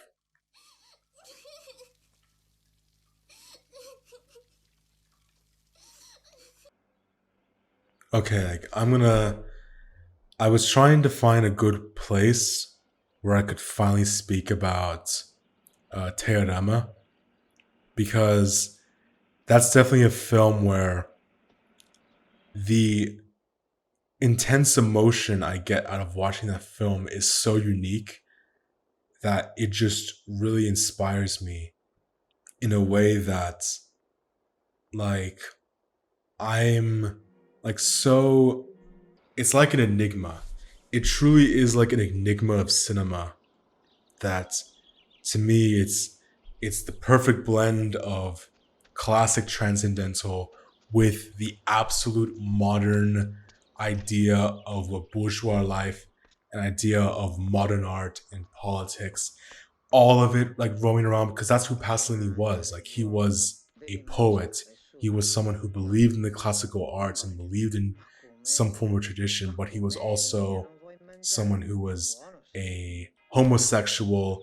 He was someone that was considered more of a Marxist by the end of his life, a strong leftist, anti-fascist person, and like these two types of ideas of Pasolini. That's what makes his work, and that's what makes him as a person.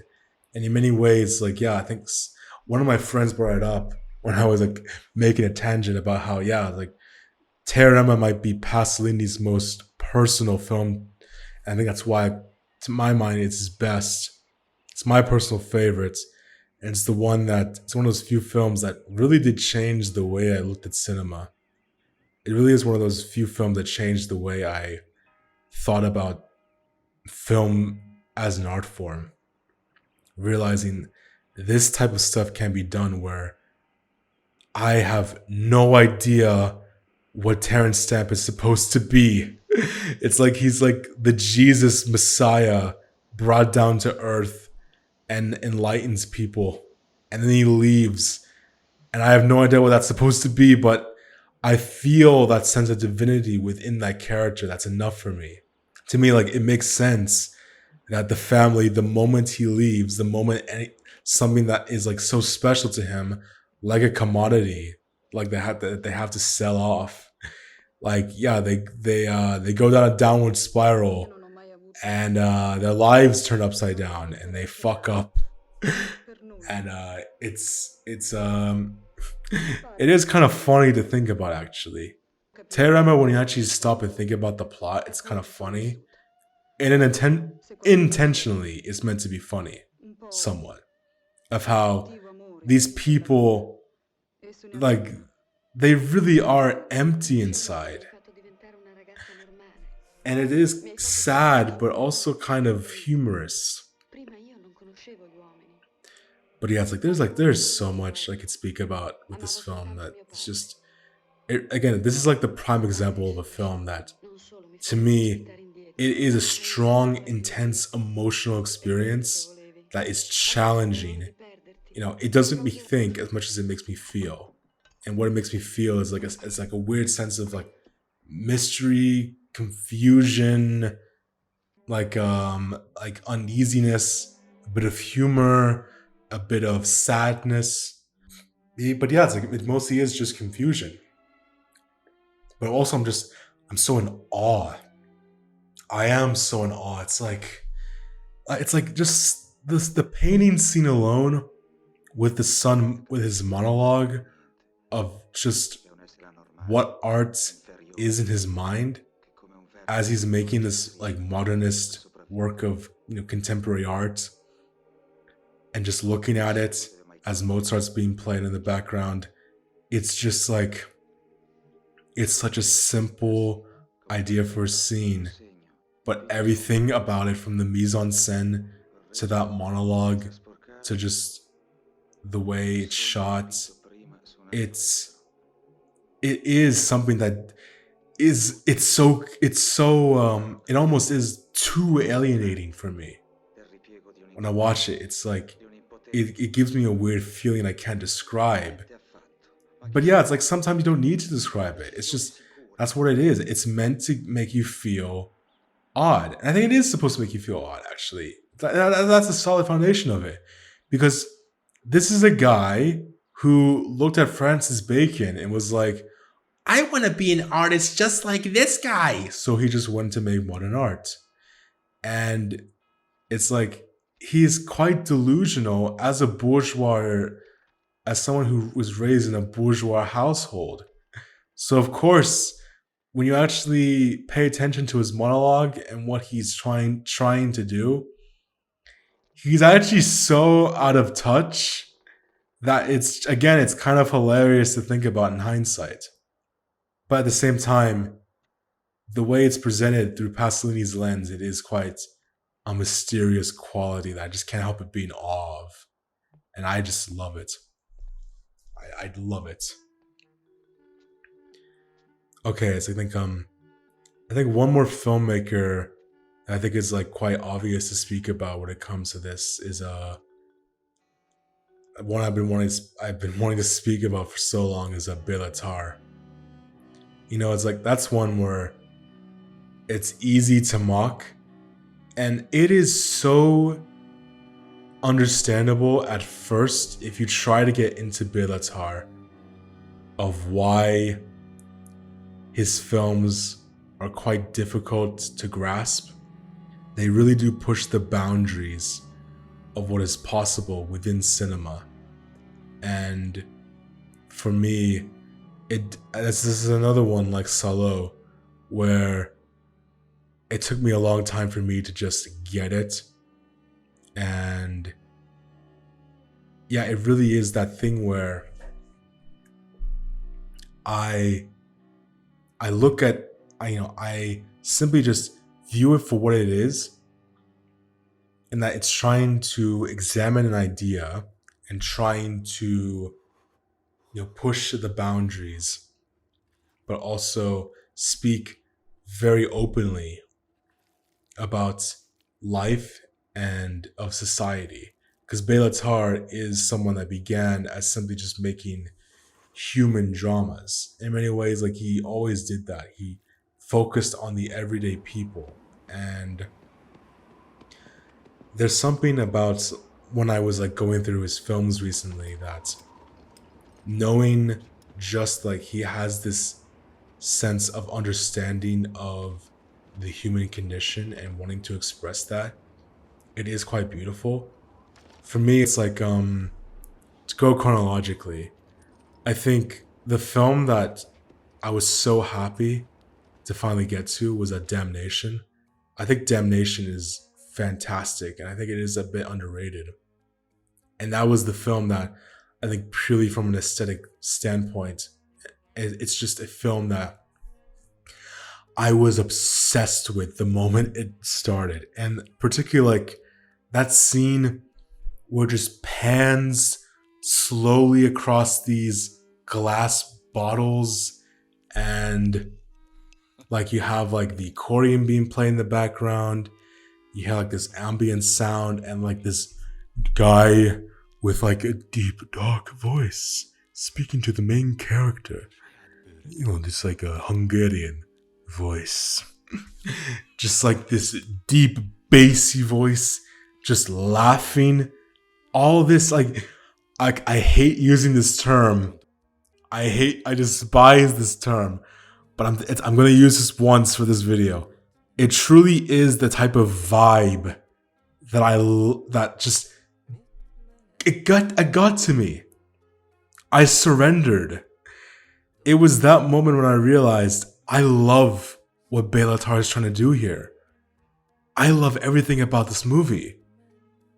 I love everything that it's trying to say. I love like I think also because like I've been getting into Dostoevsky.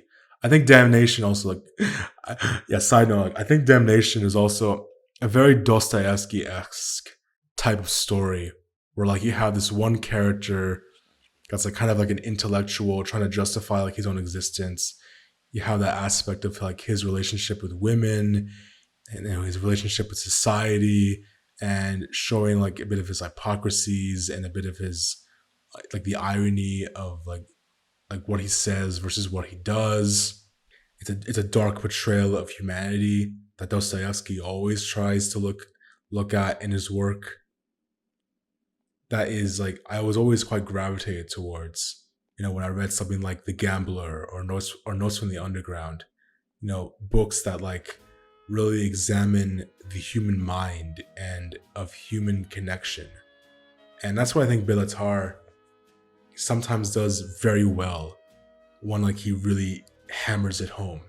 Like Werkmeister Harmonies, it might be my favorite Béla Tarr film other than Satan Tango. Like Satan Tango and Werkmeister Harmonies, like those two are neck and neck. Oh my god, they're so neck and neck. But yeah, Werkmeister Harmonies, like I think Lewis mentioned it. Like, yeah, the opening scene like is great. Like everyone's talked about the opening scene, but like the scene that got me is there's one scene like spoilers. I'll say spoilers. Can you really spoil it actually? No, fuck. I'm just gonna like don't just go watch the film. But like in Werkmeister Harmonies, there's one sequence, and it's the closest that Béla Tarr ever gets in his entire filmography to do like a unquote action scene, and like the quote unquote action scene in the definition of a Béla Tarr film is a scene that is so violent and so upsetting that it makes you want to cry. Particularly like you know we have these like villagers and these townsfolk like ravaging a hospital, and it's this long take, and the scene, the moment that gets me is when the camera pans around and it reveals that the main character, Lars Rudolph's character that we've been following for most of the film, he's been watching all of this the entire time, and it's just, it is devastating actually, just the whole ending, because to me, like the main character of this film, he's like the only source of hope, or at least the symbol of true, sincere belief and hope in humanity, that there is something out there in the future that can make humanity great again, or at least like you know it will improve humanity. That's why in the opening scene, it's so beautiful because like it's like the most hopeful moment in any Béla Tarr film, actually, in my opinion, because it really is like it's Lars Rudolph's monologue about how just basically how the universe was formed, and he gathers all these people, and he wants to have everyone together to join him to really like you know he is the voice for all of like what greatness can be and what beauty can be, and beauty in this moment is people coming together to reenact the creation of the universe. Like that is so unbelievably amazing. Like it is just unbelievable. And of course, the only thing that can ruin this is like the polar opposite, which is like of the whale, or of just the symbol of pure chaos and of destruction and of lust and every negative emotion possible you could possibly have. And it's just evil. Evil has invaded the village, and it's caused the apocalypse, and now everything is destroyed, and you're left so depressed. I leave the film so depressed by the end of it. It's like it is that thing, and like even so, like yeah, it's like I think that's that thing where it is like depression, but it also is like it is a tragedy of how these types of things were like. I think Bellatar endings, they really have the sense of like, what could have been. Like I think of like Damnation, for example, like the ending scene. Like first of all, that's not one a genius thing. Like the ending to Damnation, that could have been the dumbest shit ever. Like in the hands of any other filmmaker, any other like dumb filmmaker, it could have been the stupidest scene ever made of like the guy getting on all fours and barking at the dog. But in Bellatar's eyes, it is sublime and it works so well.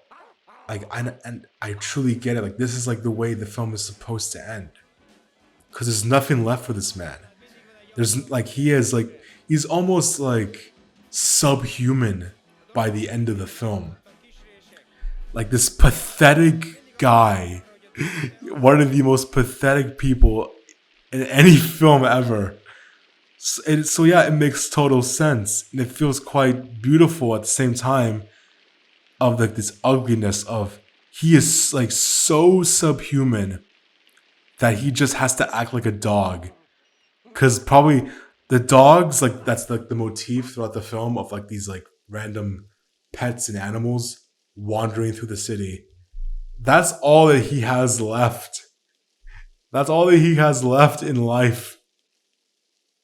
And like, I mean, in a more sad sense, the Turin horse, the last scene with the father and the daughter, like that's another one where like that's it's like it literally is like I always use this analogy of Mahler's Ninth Symphony, because in the Ninth Symphony, Mahler literally ends his entire oeuvre, like his symphonic cycle, with the slowest movement ever.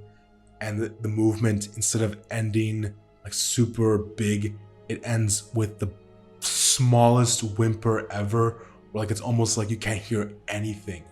And it's just like whispering, like what? It's like strings like slowly. Until you hear like nothing. Like the ending of the film is like like the ending of like both the symphony and the film is where you see and hear like it gets like it fades away like like farther and farther and farther and farther away, like it gets like softer and softer and like he fades away more and more. By the end you're left with nothing, that just pitch black darkness and silence.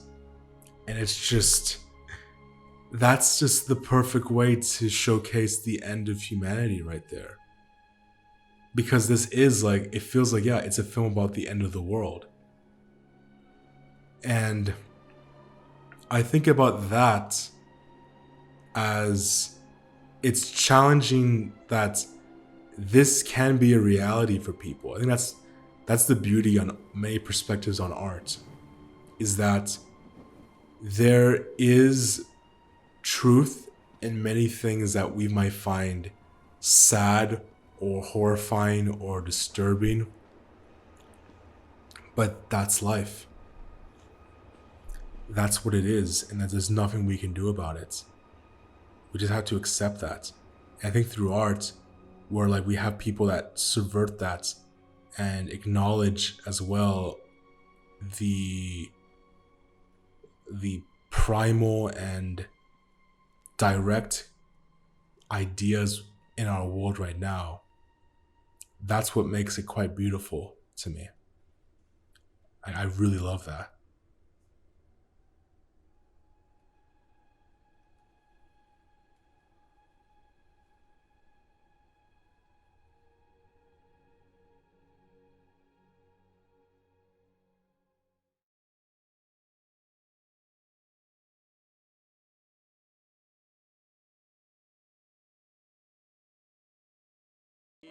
Okay, so the final that I want to speak about is experimentation.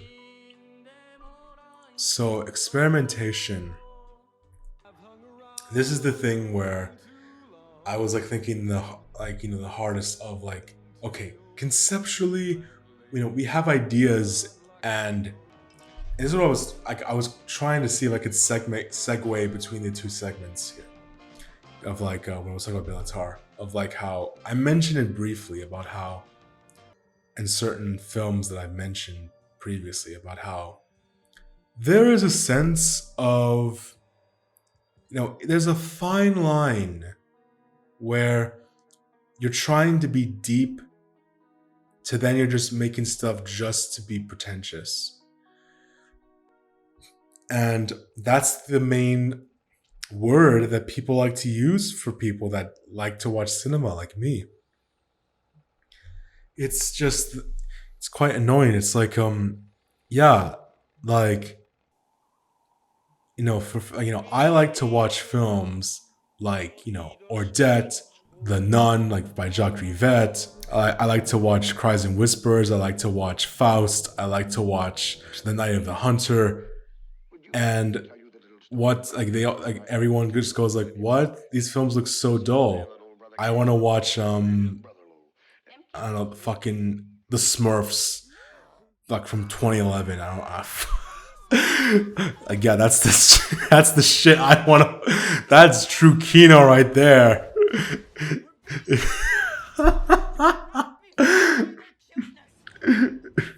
I'm sorry. It's just I'm just thinking like I mentioned all of some of my favorite films, and then like there's the Smurfs, which is another thing we have to accept about cinema and most art, is that again like all these films I mentioned right there in that list, like these are films that I like. These are like undeniable masterpieces. These are undeniable masterpieces of filmmaking that we all love. These are undeniable masterpieces of filmmaking that have changed the way we looked at art and are remembered for years to come by many people. And yet we also have to accept that this is the same medium that gives us shit like this. That gives us shit like fucking like I mean, again, I could make fun. The Smurfs is just something random. I'm just thinking, like, okay, like, here's the thing. It's like, it's easy for me to trash on the Smurfs, okay? But some people will know this. But if you were to ask me what my least favorite films are, if you were to ask me what films I hate the most, it's like, there's like some that come to my mind. There's like stuff that's like really badly made. There's like stuff that's just super annoying. And then there's just some stuff that makes like no goddamn sense where I'm just like confused the entire time. But I just hate when films act like they just want to be deep and they fail so hard. And it's like, the films that are like that for me, it's the Cremaster Cycle by Matthew Barney. I do sometimes, occasionally from time to time, think about these films, as my least favorite films ever. Because this is the type of stuff that people think that we like. There is like a good amount of people that think that all we like is shit like this.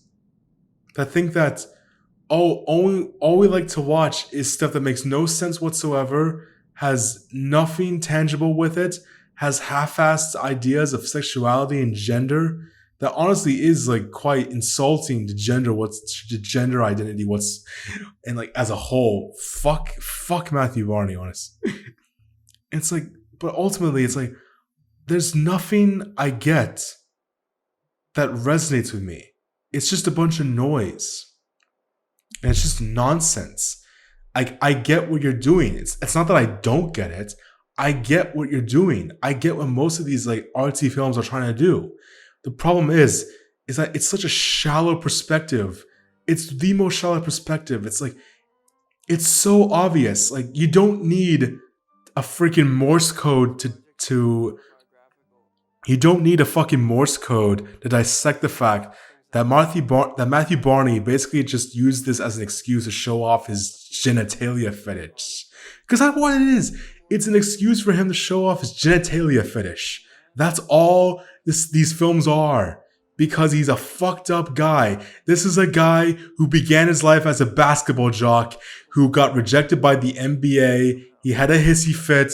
He went to his nepo dad or whatever. He was a nepo baby and was like, "Hey, I want to be in the art world." So he decided to then go ahead and show off that he was probably gay as fuck.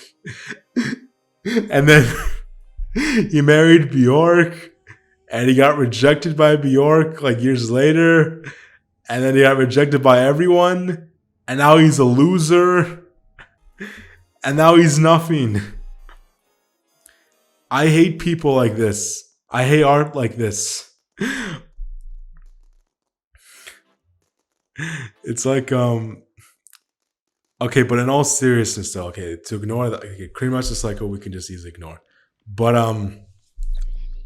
yeah, in general, there is a fine line to be walked on where you have films that are purely of a concept, and sometimes they work, like a Jean Dielman, that actually make me feel something.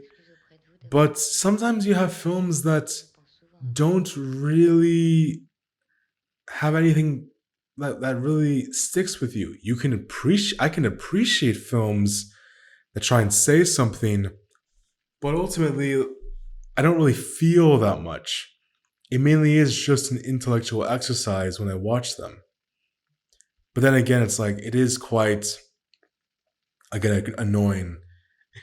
Again, like why shit talking. It's like, I mean, there's another film that came out recently that I felt was like this, that I kind of shit talk a lot about with my friends, that just I just hated, was The Beast, or La Bête. It's just like, that's a film, like, because people love this film. Like when it came out, like people loved it. Like to this day, people still love it, and I'm just confused because I think again, like the Cremaster Cycle, unironically, it's such a juvenile perspective on the topics it wants to focus on, and it feels like there are some parts that do feel like, old man yells at cloud. It's like that sequence with the vlogging and him commenting on like the idea of influencers and like even like an aspect of inceldom. It's so bad. It is one of the most cringeworthy things I've ever seen in my life. That's what this whole film is. Like, it's such a shallow perspective, both on men and women, which is, I think, what the film is ultimately supposed to be about, like the history of like this relationship. But it's not done in any sort of like meaningful way. It's just, let's just throw a bunch of shit at the screen and see what sticks. And it's so incoherent. And like, that's the thing, is like, I'm annoyed by it.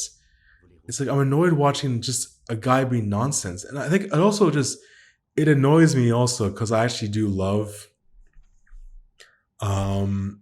this direct. I do like this director a lot, Bertrand Bonello, because like I think an earlier film he did, Noctrama.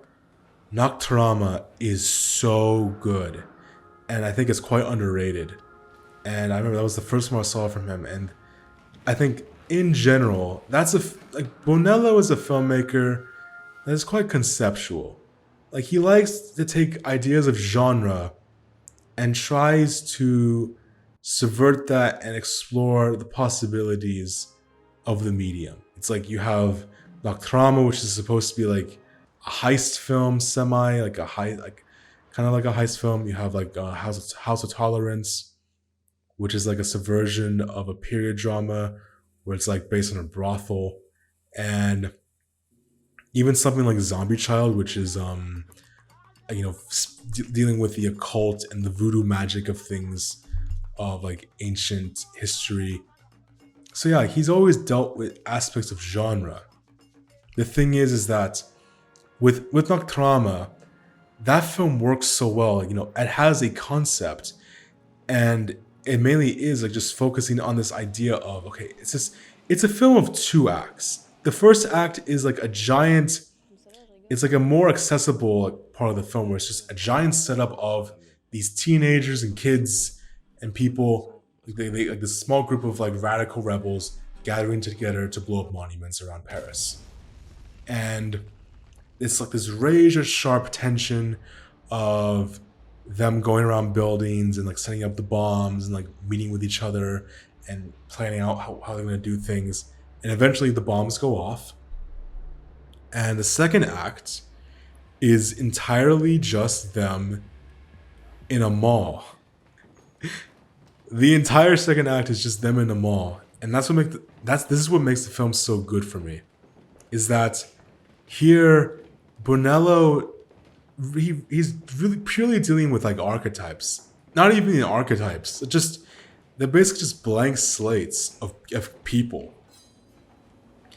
There's not really any characterization when it comes to these people. They're just made to just be those that are meant to just be an ensemble together where they all collectively share an idea that is represented through the aesthetic of the film. And when it comes to that in its context, it works very well because what it is and what the film achieves, it works in harmony because it is a film that is commenting on this idea of millennial and Gen Z angst somewhat, or just of angst in general from radicals, where you have these people who are angsty with the world, fed up, that want to destroy everything, but at the same time, these are the same kinds of people that would like go on social media or have the same type of clothes that corporations would promote in malls. And that's why the mall is such a perfect symbol for their contradictions and irony. It is quite an ironic film in many ways, but and some would argue it is quite cynical, but also it does have a quality to it where we're stuck with these characters and we're just left to realize the hypocrisies and the contradictions of these people. And by the end, once they realize that their actions do have consequences near the end, it leads to genuinely one of the bleakest endings I've ever seen to a film. Oh my god, holy shit. If you want to see a film with one of the bleakest and darkest endings to anything ever, go watch Nocturama. It is, I mean this genuinely, it's fucked up. And I'm saying, they're terrorists. These are terrorists. And I'm saying what the end result, the climax of what happens to them is so bleak and fucked up that this is how they get out. This is how they go out. And it's so sad. But again, it's weird. They're not characters that I care about. It's they're terrorists. But there's something about the execution of it where again, the imagery speaks to something bigger than what it is right here in this mall.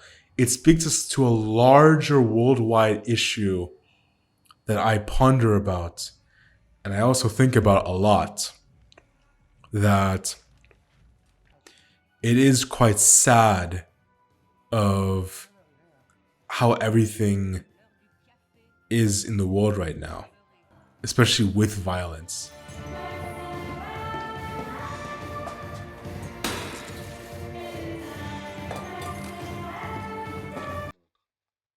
No joke, I literally just had a moment to pause.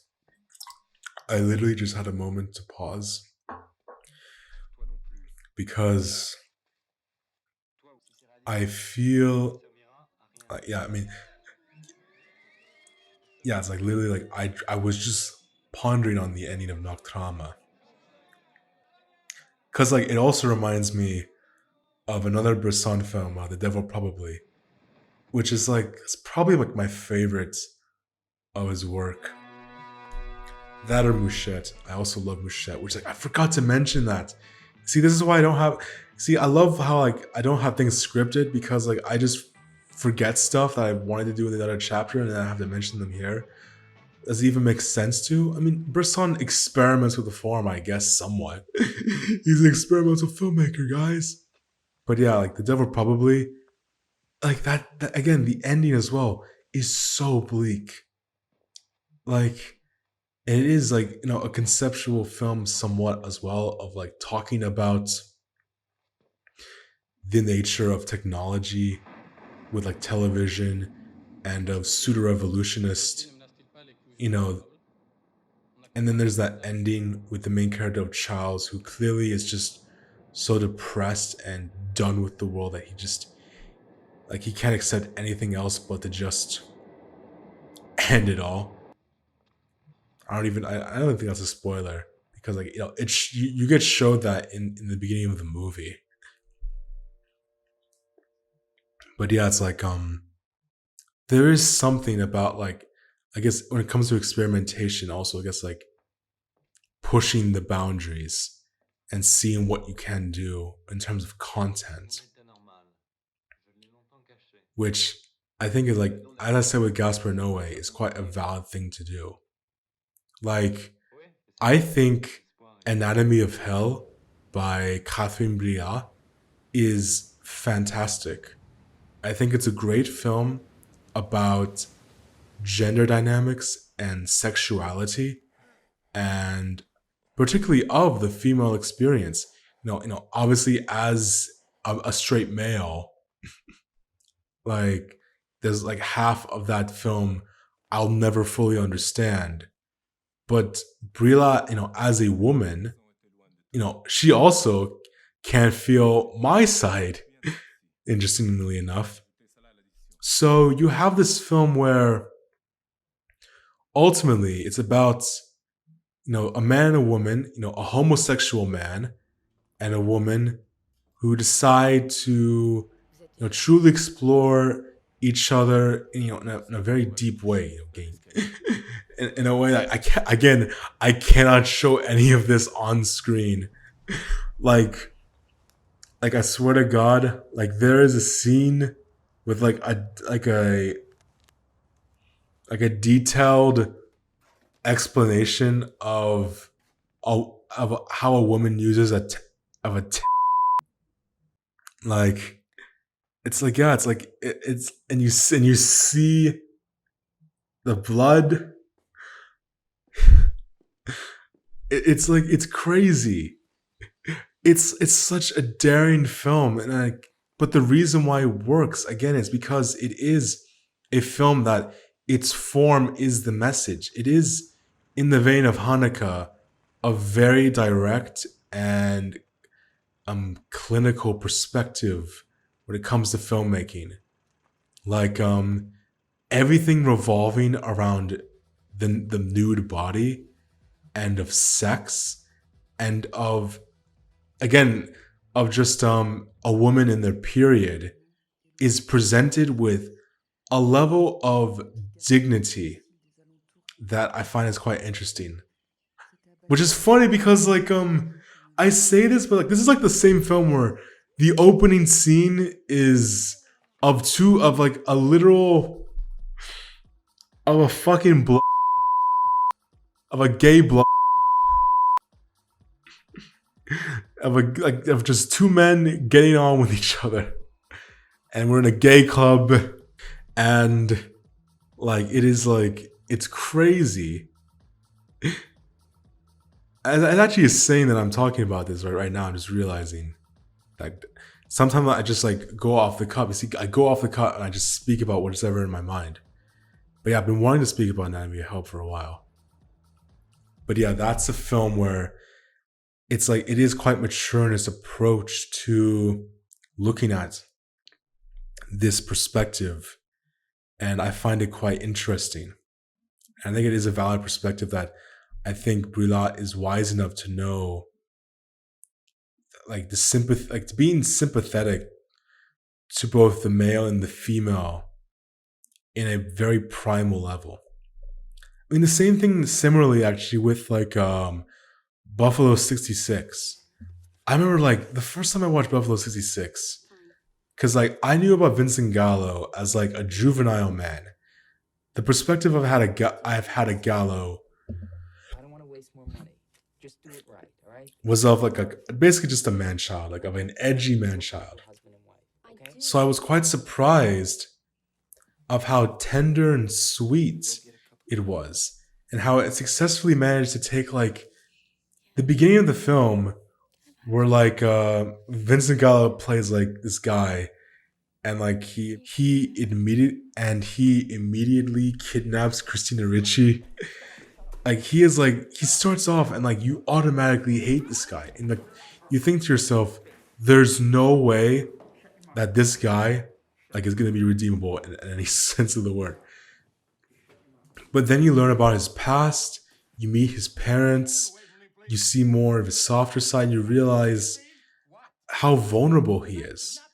And like, especially with his parents, like there's such a beautiful scene of just him, like of the father singing "Fools Rush In," which I think like that version was actually I think sung by Vincent Gallo Sr. Actually, fun fact. I'm not sure that's completely true. I should have fact checked myself. I'm probably gonna do it after this video's out. But yeah, like that's such a beautiful song, a beautiful scene, and it's contrasted with the film being having moments of just violence and darkness, especially with like that ending where it almost like he's mocking this idea of like a juvenile ending as like a fake out, of what could have been. But then the real ending is this truly mature and openly human tale of redemption that is so surprising that it came from Gallo. I mean, it's even more surprising, like because like his next film was fucking The Brown Bunny, and The Brown Bunny. Oh my god, The Brown Bunny! What the fuck was that movie? It's so bizarre that like, see, that's a film where I would love to know if anyone has seen The Brown Bunny and likes that film, because for some reason there are people that like this film. I'm genuinely curious to know why you like it. Because literally nothing happens in this movie except for the last like 10 minutes with that infamous blow up scene. I usually you wouldn't say like nothing happens, but truly like nothing happens in this movie. Like it is the most shallow, dull perspective like you could ever show of a relationship between a man and a woman. It's like it's so unbelievably cringe, and that's all I have to describe it as. It's just annoying. It really is. It really is. And I feel bad that it makes me almost feel bad that like Vincent Gallo never got to do another film again, because he had potential. Oh my god, he had such potential that was just fucking wasted. But yeah, it's like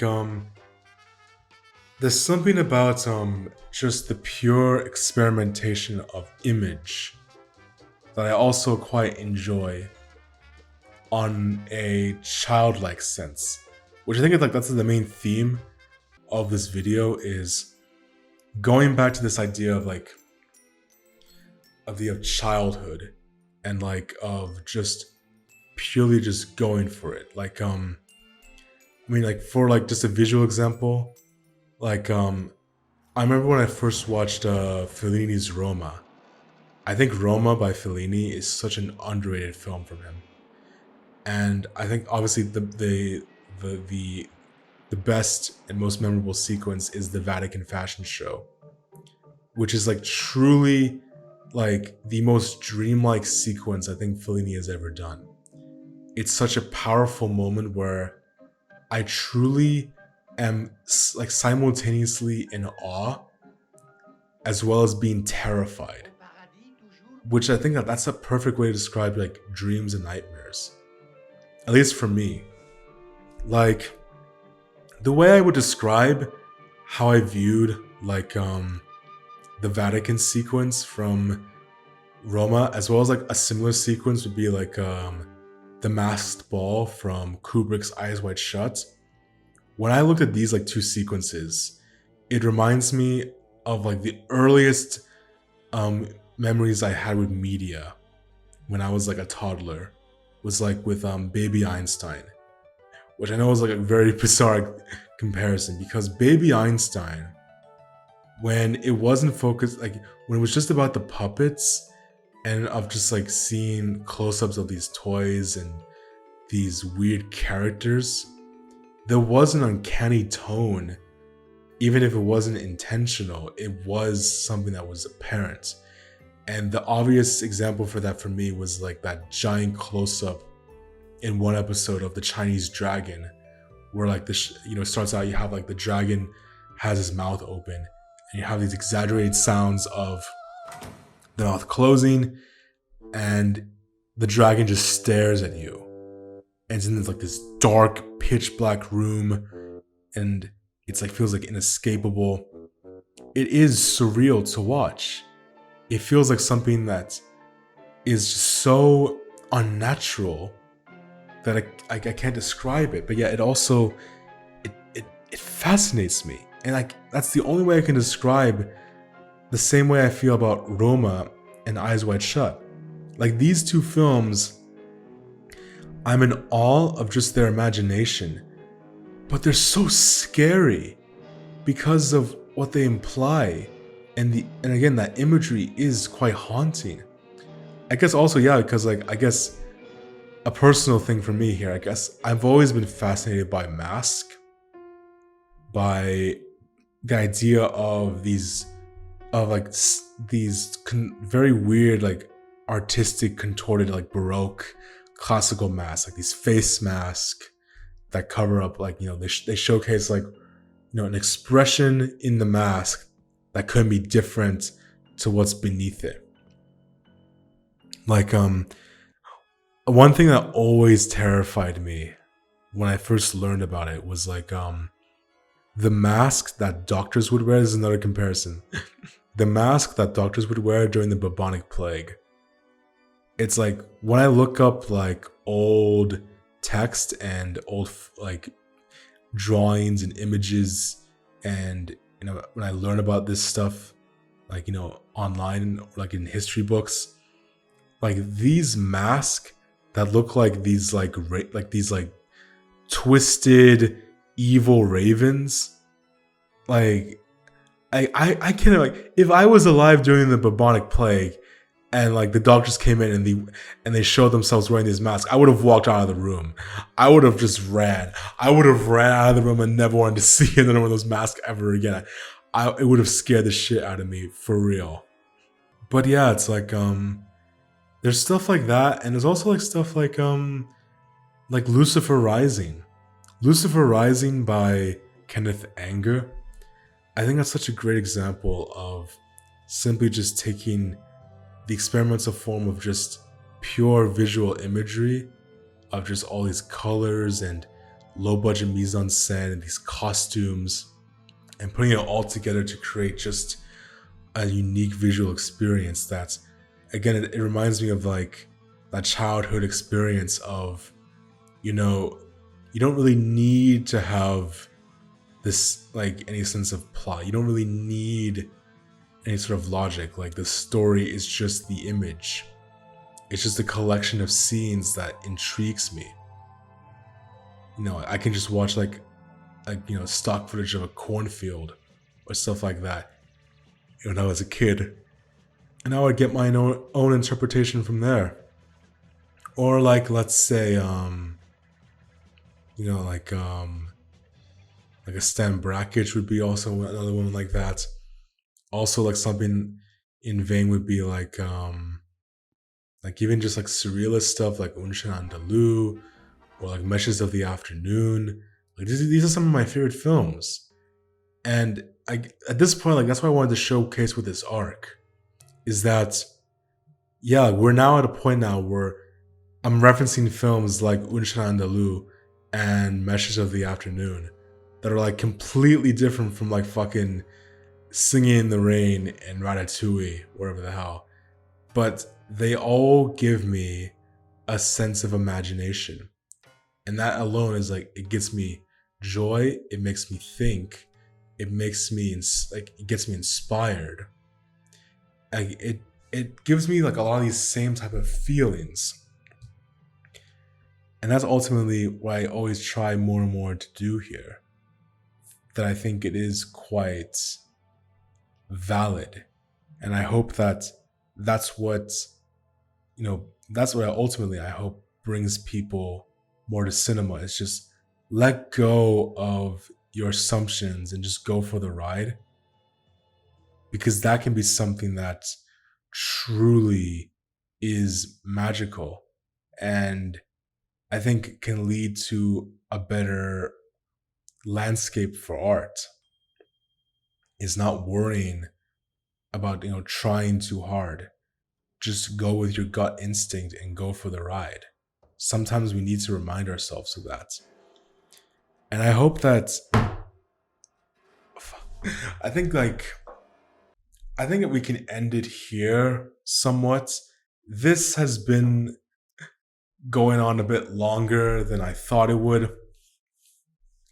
But yeah, it's like this is something like I just went off the cuff because again, it's like I wanted to shout out Lewis again because truly like that video you made, it really did inspire me to just go off the cuff and just say, you know what? Let me just do something like this just quickly. I can just do it right away. Like, let's see how this goes, and who knows how it will turn out. Maybe it'll be good, maybe it'll be bad. I don't know. Like, it'll be funny to see what the reaction is. It'll be interesting if like more people do this. Actually, I hope that this is what I am trying to represent here is just simply just, hey, look, like, let's promote more of like this type of spontaneity on the internet instead of this like hyper corporate type of garbage that doesn't make any sense. So yeah, guys, this was quite fun. And yeah, I don't know really how to end this actually. So like I guess like right now on the screen, I guess I can show you like a couple other films that I watched. Like, oh my god, like recently, like I rewatched I rewatched also like Tetsuo the Iron Man, like for the Deep Dive Film Club. That's gonna be our shout out for this video. This is gonna be my see now this is my promotion. Shout out the Deep Dive. It's the House of Tabula. Because yeah, I rewatched it with my friends, and goddamn, that's such a great film. And the more I think about it, the more I love it, and the more it's just that's another film actually that we talked about like in the third chapter where yeah, it's just like just go with your guts. Don't give a fuck about any sort of logic whatsoever. Just go for it, and it will shine through, and it will be so good. Yeah, I think this was let's see what else like just like a couple more films on the top of my head. Like oh yeah, like for the first time, oh my god, yeah, I watched for the first time the Living Trilogy by Roy Anderson, and those are other films that like they make me inspired and realize like the beauty of simplicity. Like there are so many scenes like that are so emotionally resonating. Like in Songs on the Second Floor, when like the main character is just on the train and everyone's just singing, like it's a surreal moment, but also it symbolizes something beautiful about the human nature. But then you also have a scene of like the girl and like you have all these people from like it look like a bunch of like people in the Vatican, like the cardinals and the Pope and everyone in society in this ritualistic manner, watching this girl just get pushed off the edge. And it's like that's what I love. I love when there's moments of like joy and darkness at the same time. Like I love that. Like You the Living has that sequence with like the rock star and like that dream sequence of like the girl getting married to him. And of course the pigeon sat on a branch reflecting on existence. probably has my favorite sequence of the entire trilogy, which is just of the Swedish king. Like that entire sequence. Oh my god, it's so good. Oh my god, it's so good. Like you see that stuff just I'm just in awe of just the spectacle of it. Like you see, that is cinema right there. That is cinema.